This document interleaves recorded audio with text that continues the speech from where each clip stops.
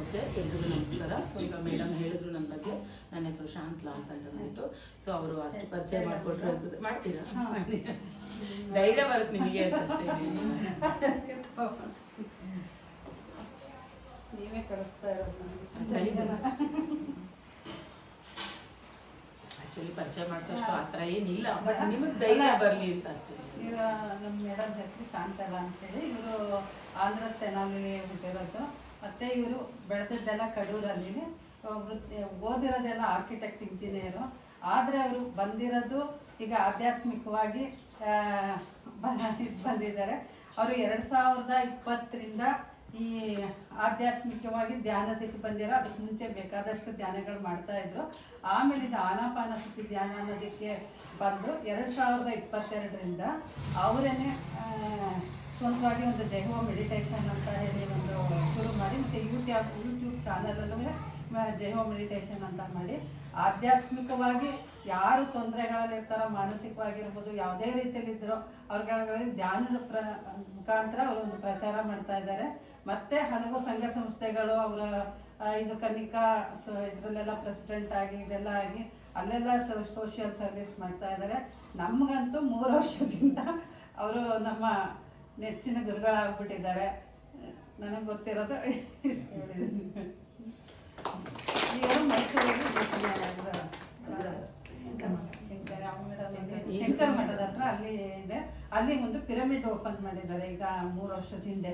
ಅಲ್ಲಿ pyramid open ಮಾಡಿ ಅಲ್ಲಿ ಅಮಾವಾಸ್ಯೆ, ಪೌರ್ಣಮಿ ಮತ್ತು ಬೇಕಂದಾಗ ಯಾರಾದರೂ ಹೋಗ್ಬೋದು. ಯಾವುದಕ್ಕೂ ಆಗಲಿ ಫೀಸ್ ಆಗಲಿ ಯಾವುದೂ ಇಲ್ಲ, ಯಾವುದೇ ಇದಕ್ಕೂ. ಈಗ ಕೇಳ್ತಾ ಇದ್ದೀರ ಅಂತ ಎಲ್ಲ ಹೋಗ್ತೀನಿ ಅಂತ ಇವ್ರ ಮನೆಗೆ ಹೋಗೋದಾ ಇದ್ದಿಲ್ಲ. 21 ದಿನ ಅಲ್ಲಿ ಇತ್ತು. ಹೋಗೋದು ಧ್ಯಾನ ಮಾಡ್ಕೊಂಡು ಬಂದದ್ದು. ಯಾರು ಅಮಾವಾಸ್ಯೆ ಪೌರ್ಣಮಿಗೆ ಮೇಡಮ್ನೇ ಇದು ಮಾಡ್ತಾರೆ, ಧ್ಯಾನ ಇದು ಮಾಡ್ಕೊಂಡು ಹೇಳ್ಕೊಡ್ತಾರೆ.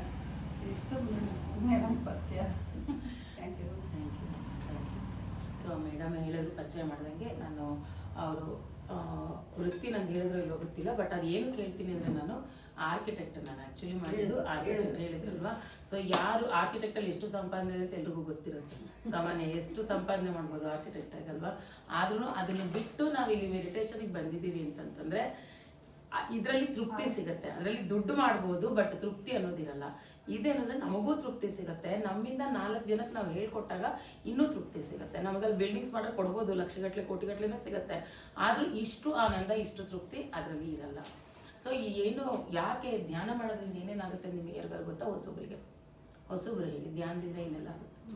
ಧ್ಯಾನ ಅನ್ನೋದು ಕೇಳಿದ್ರಾ ಮುಂಚೆ? ಧ್ಯಾನ ಏನಕ್ಕೆ ಮಾಡಬೇಕು ಅನ್ನೋದು ಅದೇ ಧ್ಯಾನದ ಬಗ್ಗೆ ಅಷ್ಟು ಐಡಿಯಾ ಇಲ್ಲ. ನಾನು ಸ್ಟಾರ್ಟಿಂಗಿಂದಾನೇ ತಿಳ್ಕೋಬೇಕು ಅಂತ ಒಂಥರ ಅನ್ನಿಸ್ತು.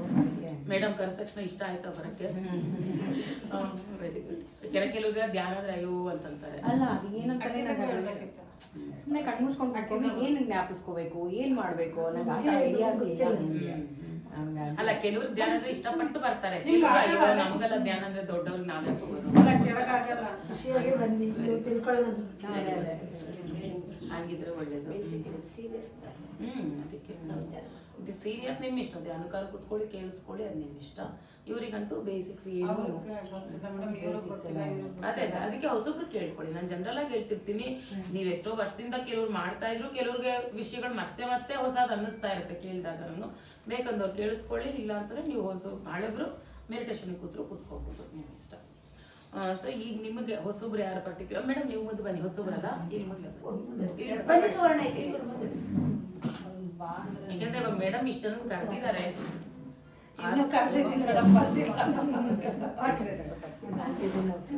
ಚೇರೆ ಕೊಡ್ಲಾ? ಬಾ, ಇಲ್ಲೇ ಚೇರ್ ಕೆಳಗಾಗಲ್ಲ, ಮುಂದೆ ಬನ್ನಿ, ನೋಡ್ಬೇಕು.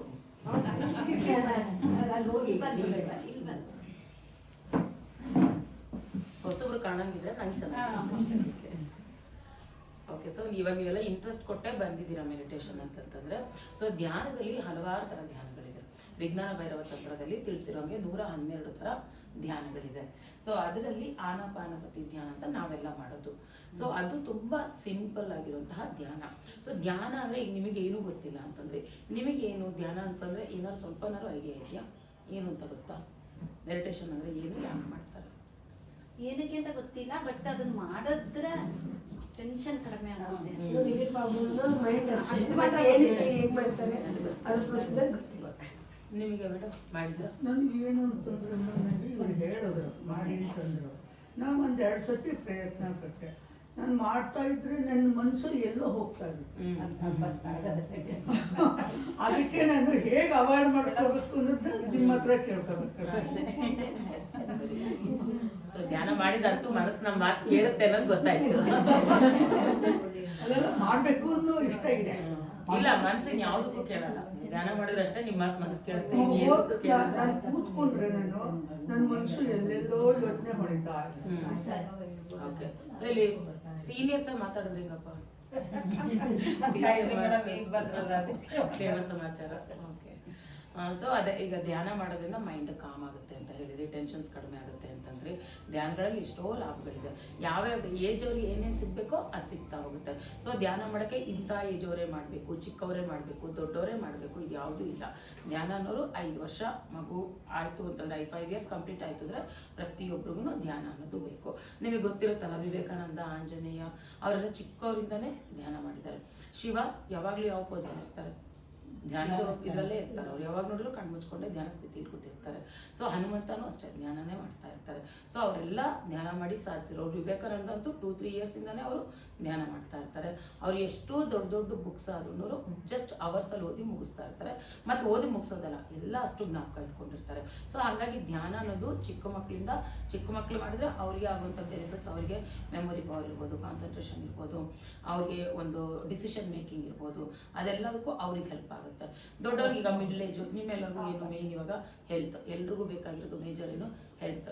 ಸೊ ಹೆಲ್ತ್ ಚೆನ್ನಾಗಿರ್ಬೇಕಂದ್ರೂ ಮೆಡಿಟೇಷನ್ ಮಾಡ್ತಾ ಇದ್ರೆ ಹೆಲ್ತ್ ಸಿಗುತ್ತೆ. ನಿಮಗೆ ಏನಾದರೂ ಮನೇಲಿ ಕಷ್ಟಗಳು ಒಂದಲ್ಲ ಎರಡಲ್ಲ, ಕಷ್ಟ ಅಂತ ನಾವು ಹೇಳ್ತಾ ಹೋದರೆ ಪ್ರಾಬ್ಲಮ್ಸ್ ಅಂತ ಎಷ್ಟೊಂದು ಬರೀತೀವಿ ನಾವು ಪ್ರಾಬ್ಲಮ್ಸು. ಸೊ ಆ ಥರ ಪ್ರತಿಯೊಂದು ಪ್ರಾಬ್ಲಮ್ಸ್ಗೂ ಆ್ಯಕ್ಚುಲಿ ನಮಗೆ ಬರೋದು ಪ್ರಾಬ್ಲಮ್ಸ್ ಅಲ್ವೇ ಅಲ್ಲ. ನಾವು ಪ್ರಾಬ್ಲಮ್ಸ್ ಅನ್ಕೊಂತೀವಿ, ಅದು ಪ್ರಾಬ್ಲಮ್ಸ್ ಅಲ್ಲ ಬರೋದು. ಕಲಿಯೋಕ್ಕೆ ಅನುಭವಗಳಷ್ಟೇ ಅದೆಲ್ಲ. ಸೊ ಜನ್ಮ ಪುನರ್ಜನ್ಮ ಇವೆಲ್ಲ ನಂಬ್ತೀರಾ ನೀವೆಲ್ಲ? ಎಲ್ಲರೂ ನಂಬ್ತೀರಾ? ಎಲ್ಲರೂ ನಂಬಲ್ವಾ? ಎಲ್ಲರಿಗೂ ಇದೆಯಾ? ಸೊ ಹಂಗಾದ್ರೆ ಎಷ್ಟೋ ಜನ್ಮಗಳು, ಜನನ ಮರಣ ಅನ್ನೋದು ಆ ಸೈಕಲ್ ಅದು ಆಗ್ತಾನೆ ಇರುತ್ತೆ. ಹುಡ್ತಾ ಇರ್ತೀವಿ, ಸಾಯ್ತಿರ್ತೀವಿ, ಮತ್ತೆ ಹುಡ್ತಿರ್ತೀವಿ, ಮತ್ತೆ ಸಾಯ್ತಾ ಇರ್ತೀವಿ. ಸೊ ಹಿಂಗಿರುವಾಗ ಕೆಲವರು ನೋಡಿದ ತಕ್ಷಣ ಅವ್ರಿಗೇನಪ್ಪ ಎಷ್ಟು ಚೆನ್ನಾಗಿದೆ, ಅವ್ರಿಗೆ ಏನು ಕಷ್ಟಗಳೇ ಇಲ್ಲ, ಅವ್ರಿಗೆ ಅಷ್ಟು ದುಡ್ಡಿದೆ, ಅಷ್ಟು ಒಳ್ಳೆ ಮನೆ ಇದೆ, ಅಷ್ಟೊಳ್ಳೆ ಕಾರ್ ಇದೆ ಅಂತ ಅನ್ಸುತ್ತೆ ಕೆಲವ್ರನ್ನ ನೋಡಿದ ತಕ್ಷಣ. ಕೆಲವ್ರು ನೋಡಿದ್ರೆ ಇವ್ರು ಇಷ್ಟು ಕಷ್ಟಪಡ್ತಾರಪ್ಪ ಜೀವನದಲ್ಲಿ ಇವರು, ಇದೆಲ್ಲ ಅನ್ಸುತ್ತಲ್ವಾ, ಅನ್ಕೊಂಡಿರ್ತೀರಲ್ವಾ? ಯಾಕೆ ಆ ಥರ ಆಗುತ್ತೆ ಅವರಿಗೆ? ಕೆಲವ್ರು ಹೀಗಿರ್ತಾರೆ, ಕೆಲವ್ರು ಆಗಿರ್ತಾರೆ. ಯಾಕೆ? ಅದೇ ಅವ್ರ ಮನಸ್ಥಿತಿ ಸರಿ ಇರಲ್ಲ. ಪಾಪ ಕರ್ಮಗಳು. ಅದೇ ಹಿಂದಿನ ಜನ್ಮದ ಪಾಪ ಕರ್ಮ ಅಂತ ಹೇಳ್ತೀರಾ. ಪಾಪ ಕರ್ಮ ಅಂದ್ರೆ ಏನು? ಏನೋ ಬೇಡದೇ ಇರೋದನ್ನೆಲ್ಲ ಮಾಡಿ ಕೆಟ್ಟದನ್ನ ಅದನ್ನ ಅನುಭವಿಸಕ್ಕೆ ಬಂದಿರ್ತೀವಿ ಈಗ ಅಂತ ಅನ್ಕೊಂಡಿದೀವಿ. ಅನ್ಕೊಂಡಿದೀವಿ ಅದು ಯಾವ ಜನ್ಮದಲ್ಲಿ ನಾವೇನ್ ಮಾಡಿದೀವಿ ಫಸ್ಟ್ ಆಫ್ ಆಲ್ ಯಾಕೆ ಹುಟ್ಟಿದೀವಿ ನಾವು ಅನ್ಸ್ಬಿಡುತ್ತೆ. ಯಾಕೆ ಹುಟ್ಟಿದೀವಿ ನಾನು ಕೇಳ್ತಾ ಇದೀವಿ. ಒಂದ್ ಸಾಧನೆ ಮಾಡಕ್ ಹುಟ್ಟಿದೀವಿ ಅಂತ ಅನ್ಕೊಂಡಿರ್ತೀವಿ. ಇದು ಬಂದಿರ್ಬೇಕಾದ್ರೆ ಅಯ್ಯೋ ಅನ್ಸುತ್ತೆ. ಅಲ್ಲ, ಈಗ ಅವರು ಹುಟ್ಟಿದಾರೆ, ನೀವು ಹುಟ್ಟಿದಾರೆ, ನಾನು ಇದೀನಿ, ಅವ್ರು ಒಬ್ಬೊಬ್ರು ನಂತರ ಅವರೆಲ್ಲ ಅಷ್ಟು ಚೆನ್ನಾಗಿದ್ದಾರೆ, ನಾವ್ಯಾಕೆ ಈ ತರ ಹುಟ್ಟಿದೀವಿ, ನಾವ್ಯಾಕೆ ಹಿಂಗಿದೀವಿ, ನಮ್ಗೆ ಯಾಕೆ ಈ ತರ ಕಷ್ಟ ಕೊಟ್ಟಿದ್ದೇನೆ, ನಾವ್ ಏನ್ ಮಾಡ್ಬೇಕು, ಯಾಕೆ ಪೂಜೆ ಮಾಡ್ಬೇಕು, ಎಲ್ಲಿ ಹೋಗ್ಬೇಕು, ಏನ್ ಮಾಡ್ಬೇಕು, ಹಲವಾರು ಕಾರಣಗಳು ಕ್ವಶನ್ಸ್ ಇರುತ್ತೆ. ಓಕೆ, ಫಸ್ಟ್ ಆಫ್ ಆಲ್ ನಾವು ಯಾಕೆ ಬಂದಿದೀವಿ ಫಸ್ಟ್ ನಾವು ತಿಳ್ಕೋಬೇಕು. ಯಾಕೆ ಈ ಜನ್ಮ, ಫಸ್ಟ್ ಯಾಕೆ ನಾವು ಹುಟ್ಟಿದೀವಿ? ಅಲ್ಲಿ ನಾಯಿ ಜನ್ಮ ಇದೆ, ಬೆಕ್ಕಿನ ಜನ್ಮ ಇದೆ, ಹುಲಿ ಜನ್ಮ ಇದೆ, ಸಿಂಹ ಜನ್ಮ ಇದೆ, ಮರಗಳಿದೆ, ಗಿಡಗಳಿದೆ, ಕಲ್ಲುಗಳಿದೆ, ನಾವು ಯಾಕೆ ಮನುಷ್ಯ ರೂಪದಲ್ಲಿ ಈ ಥರ ಇದ್ದೀವಿ? ಇದೆಲ್ಲ ಡೌಟ್ಸು ಕೆಲವ್ರಿಗೆ ಬಂದಿರುತ್ತೆ, ಕೆಲವ್ರಿಗೆ ಏನೂ ಇರಲ್ಲ. ಬಟ್ ಇದೆಲ್ಲ ಸೃಷ್ಟಿಯ ರಹಸ್ಯ. ಯಾರು ಸೃಷ್ಟಿಸಿದ್ದಾರೆ ನಮ್ಮನ್ನೆಲ್ಲ? ಹೇಗೆ ಬಂದಿದ್ದೀವಿ ನಾವು? ದೇವ್ರು ಅನ್ಕೊಂಡಿದೀವಿ. ಯಾವ ದೇವರು? ಪರಮಾತ್ಮ.